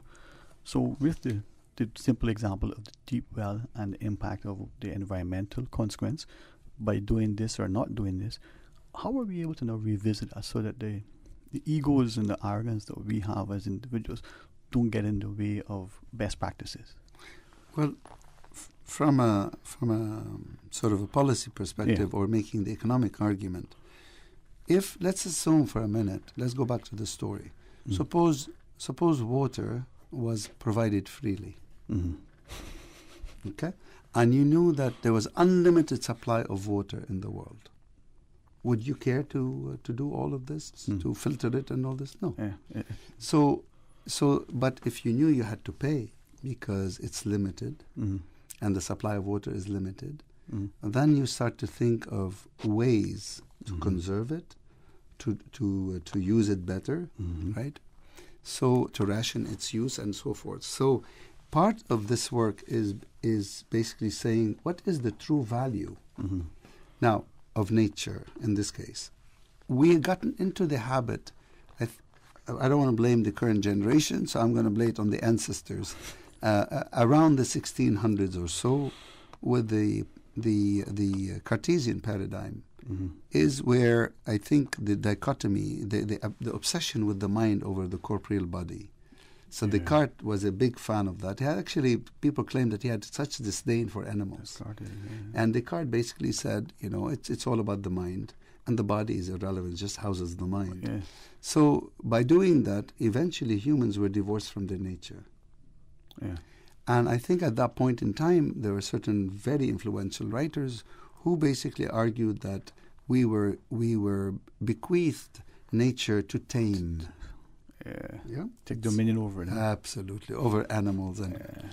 And I think that set us on a course where we took advantage of nature because it's to be tamed, to be used, to satisfy us. Now, what we got out of it is an industrial revolution. And growth, incredible amount of growth. But it came when there were far fewer humans at the time, and the technology was not very advanced, so our carbon footprint was growing but still small. But now one human can do a lot more damage because of the technology that we have to the atmosphere and to his fellow humans too. So as a result, what happened is we got into this period of growth, and we kept saying, well, nature is free. Nature is, so why should we pay a price? Why should I worry about what you're telling me, which is recycle or filter or doing any of the sort? Especially the ocean. I mean, we're land mammals, right? And even land we're abusing, let alone an ocean I know nothing about. So the ocean, I dump stuff in it. All my sewers goes in it. I pollute in it. I dredge it. Anything that breathes in it, I suffocate it and eat it. You know, it's there for the taking. So what happened, because there's no science at the time, or the rest of us didn't know what science was trying to tell us, there were always voices that saying, be careful, even in the medieval times. But let's say no one was listening. And we arrive at where we are. So now science been telling us for a while, the oceans is the largest carbon sink, but the ocean is turning acidic. It's warming up. You know, nature is not limitless, is not, you know, boundless. It's in supply, and you need to be careful how you're using it. So now, so that basically, what is economics is the allocation of scarce resources. Otherwise, why worry about allocation? So the scarcity was never attributed to nature. It will always be there. Always be there. Worse yet, we got it into our heads that somehow technology can divorce us from nature. So you see? Let me ask then, if I might. And this is intriguing, and I say this carefully, that as media, I wonder to what extent we who report in the media are just talking heads and reading, or do we understand? And we know if it's a scientific paper or if it's other things in the financial jargon. If we don't understand what we're saying, you know, the newscast sounds great, but a derivative, you know, versus a mango, for some of us, we don't know the one from the other. We are gathering that in the last few years, because of the retreat of the human and age from nature, we're seemingly public media saying, oh, you know, the waterways are clear, animals are more visible. So much so that allegedly there are some pundits who say, oh, you know, we should imprison people more and more, keep them away from nature, because unless they are not there, you know, nature wouldn't have a chance. And then there are allegations of, you know, emerging despots, and instead of democracies, we got dictatorships. Where is that? Well, you know, as I think we started this conversation about life is a balance. We're out of balance. That's why the group that I created is called Rebalance. It's not rebalance of nature; it's rebalance our relationship with nature. I recall one conversation earlier this day. I used the parable of the prodigal son. I was raised by the Jesuits, and at 12 years old, Father Michael was asking us, what is the parable of the prodigal son all about? And this, I know this is not a religious program, but I just want to, it's just a story. It's a story, yeah. But it's a really cool, because I was sitting in the back of the room, and I was a naughty kid. And so all the kids were saying, well, it's about the father who welcomed the son home. And I shook my head, so the father looked at me and he said, hey, Ralph, you don't seem to agree. I said, no, I'm not. It's not I disagree, but I don't think that's the point of the parable. And he said, so please enlighten us. What is the... I said, well, listen, there were no telephone calls. There was no phone lines in those days, no? He said, of course not. So it's not the father, he called the son and told him, come home. It's the son that came home on his own.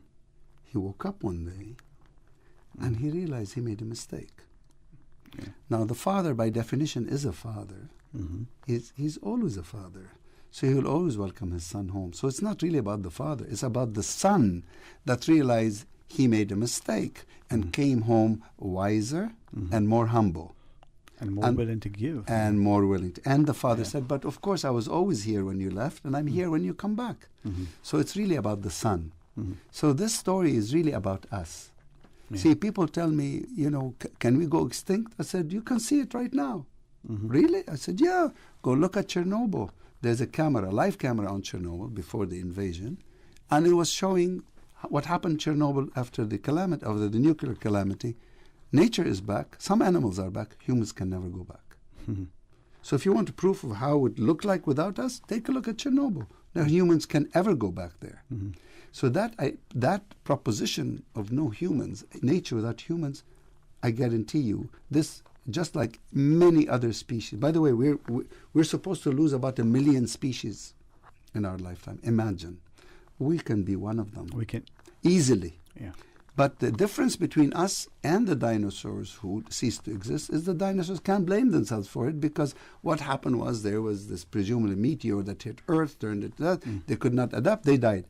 In our case, it's self-inflicted wound. So tell me, who is smarter, them or us? Yeah, exactly. we claim that we're the smartest of all creatures. How can you be smart and you cause your own extinction?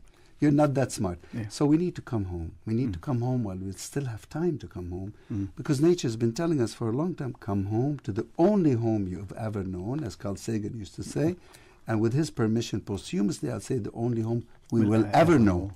Despite all of the rockets that go up for 6 seconds and drop back into, I mean, it's incredible. I bet you that we are the only species on this planet that strains its neck to look at the planets outside. All creatures on this planet, even I watched giraffes. I used to go to Africa. I've seen giraffes with the longest neck reach up, eat the leaf, and go back.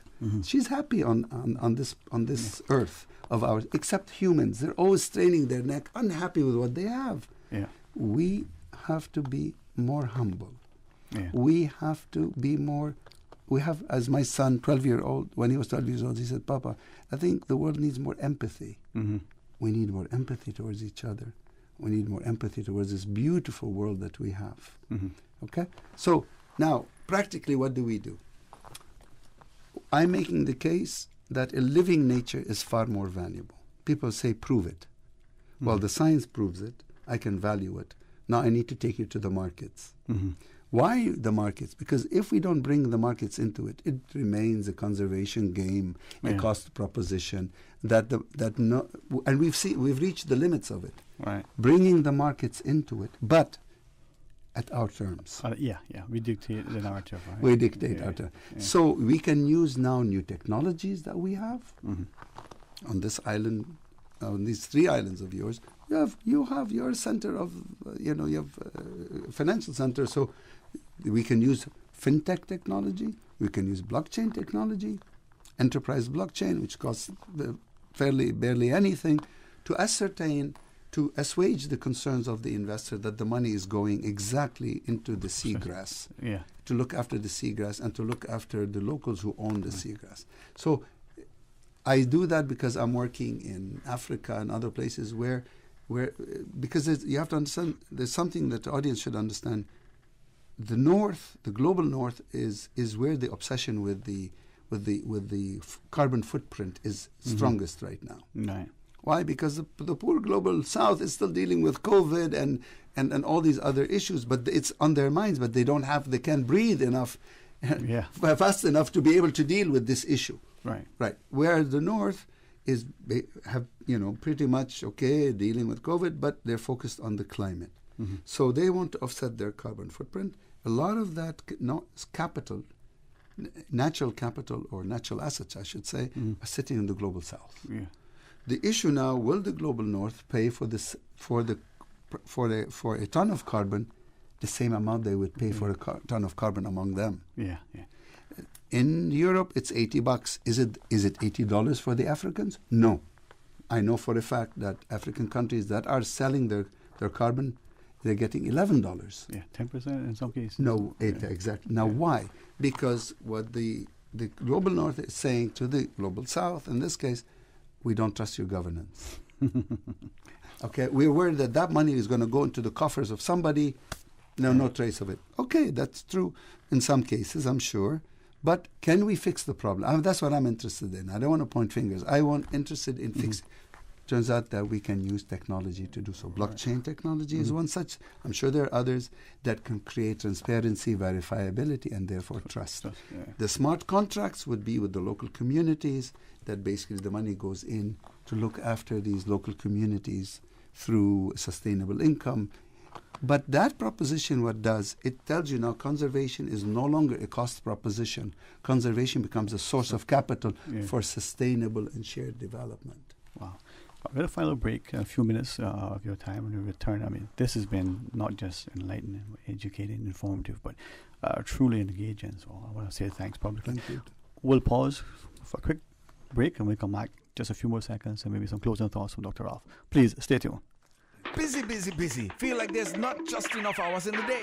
Savannah Pharmacy, service to make your life easier. Now you can WhatsApp your prescription order to 929-5045. And pickup is just around the corner with everything your family needs and convenient opening hours including Sundays and holidays. WhatsApp your prescription order to 929-5045. Savannah Pharmacy, wholesome values with modern conveniences. Subway is serving up a special new sauce, bursting with flavor in every bite. The new Savory Collection is a tropical sweet and spicy sauce made with a combination of spices, habanero peppers, thyme, onion, black pepper, ginger, citrus juices, and molasses. So good. Wow. Sensational. Delicious. Subway's Savory Collection pairs perfectly with our oven roasted chicken or steak sub. Savor the flavor. For a limited time, only at Subway. Subway. Eat fresh.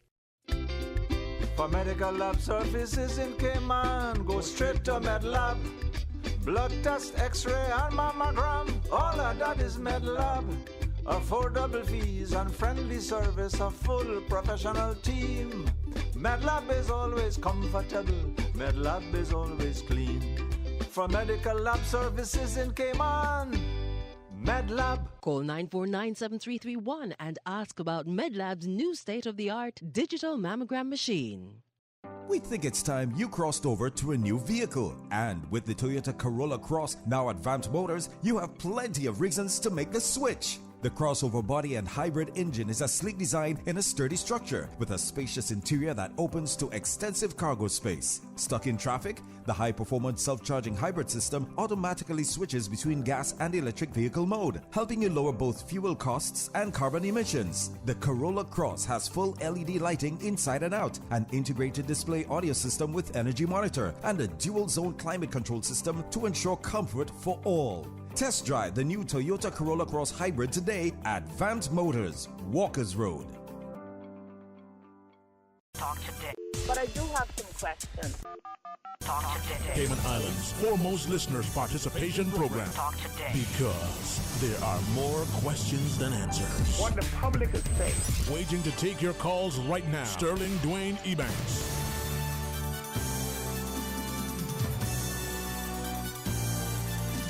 Hey, good afternoon and welcome back. And thank you so much for joining us. And if you go to rebalance.earth, right, and Dr. Ralph Chami, Chami, yes, and you want to see who we were speaking with, I'm very grateful, not just for the obvious intellect, but with the greatest respect, the absolute humility. There are many of us who, we wouldn't know how exceptional they are because they're so humble. And you fit that category. Thank you for coming and sharing your expertise, your knowledge, but in such a way that causes us to appreciate that we as an individual, even as a small society, can have a meaningful, very profound, lasting impact in a very positive way if we choose, or we can continue to do things and expect, a better result, even though the first time, we dug up the blade of seagrass, well, dig up the second blade, keep doing it, it'll all be gone, right?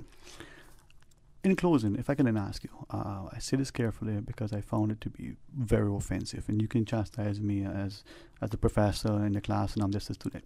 Our local publication once, in the editorial page, said, it's a small country. You don't have an impact on your carbon footprint. I mean, what's the point? That little bit that you pollute don't mean any difference to the global scale. I thought, no. My parents say waste not, want not. They may say make provision. They said, you respect and value what you have, because if you don't do something today, you have nothing tomorrow. That was meaningful, whether you were an individual, you were a population of 100,000, or you were a small household of 4. Your impact can be significant, especially when it's compounded and collective. So how do we as a small community start to appreciate that we need to be responsible proactive, and we need to be willing to make that necessary sacrifice so that we enjoy today, but we also have tomorrow. So it's never been about size. Mm. It's always been about doing the right thing. Mm. My dear mother would always say, "Do your job." Yeah. Yep. And I would say, how much luck? And she would say, luck is 3/4 effort. And I was as a smart aleck, I'd say, what about the last fourth? And as she being a Mediterranean, originally Greek mother, she'd say, come closer.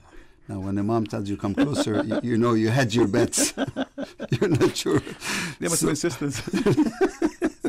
So I believe in do what you can. Yeah. Why? Because I'm doing it not for you only. I'm doing it for myself. Yes.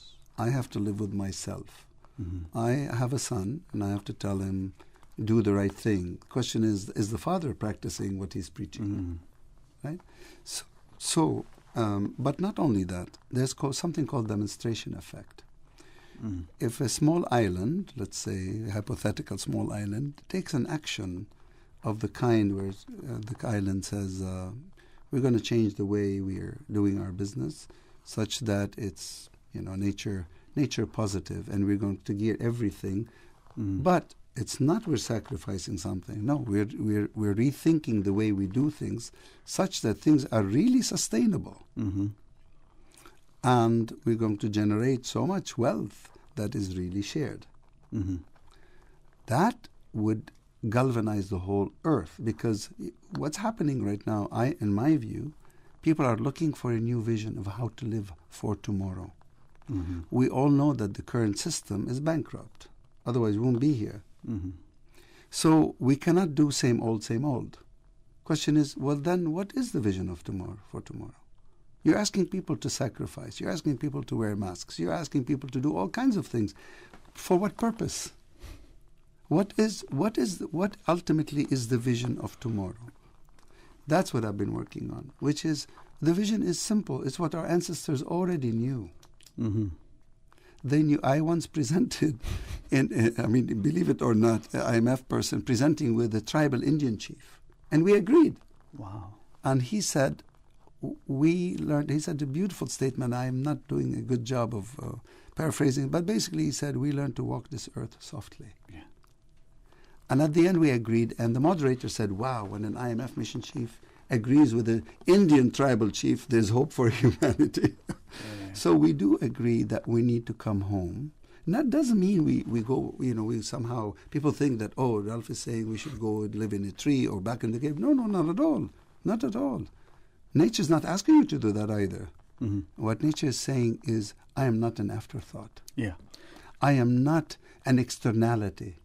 You see, I am not you decide on a contract or a business deal and then you realize, by the way, we're going to end up polluting the river or destroying. No, you bring me into the conversation as you're having that discussion. Yeah. And then you say, I'm a partner in every conversation. I'm present in every conversation you're going to have.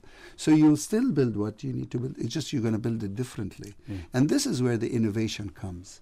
This is where the ingenuity comes. And humans are incredible they can do incredible good things. They can also do very stupid things. And repeat it. and that's why we need to learn from our mistakes and do things better. So when we bring nature into this, and again, this is not about philanthropy. Look, Earth, even if we get all the acidification, will always be here. But we may not be here. That's it. So this is really about us. It's not about nature. It's about our quality of life. This is about us, about our own extinction as a species. Yeah. And this is not a matter of opinion. It's now we unfortunately by our own neglect made it a probabilistic situation, meaning I can calculate the probability of us going extinct. I mean, how awful is this? This is by a species that pretends it's the smartest species around. Yeah. My understanding of somebody who's smart is, my mom used to say, he who laughs last loves best. Yeah. If you're smart, you're going to be laughing last, not laughing in the middle and now nowhere to be seen at the end because you wrote yourself out of the equation. So, in short, I'd like to put it a bit more poetically and say, nature has stood by us since time immemorial. We need to stand up for nature, and then nature would reward us by standing up for all of humanity. For generations. For generations. This is for the love. If you truly love your children, if you truly love yourself, this is for us. This is the story of us. Yeah. The late Burns Connolly as a registered licensed architect, right, almost in the same spot that you see it, talked about planning and the like, and he said if you want to be respectful to our vernacular, the architecture practices, and like maybe we need to consider certain things. And he said something as simple as the planning fees that we levy on buildings. And he said, as an example, if you take a house and you build like we did before, the verandas, the wrapped, the house, and your porch, for him, he said minimum of 8 feet, so it to be usable, and you wrap that around, you can easily get between 8 to 1,600 square feet of additional space. But if you add that to the footprint and the cost of their planning fees, then that would make it exorbitant, so people won't build that. But if you build it and you made some sort of concession for a reduced or no planning fee, the overhang shades the house, reduces the need for additional cooling, air conditioning, and you get you outside in the fresh air.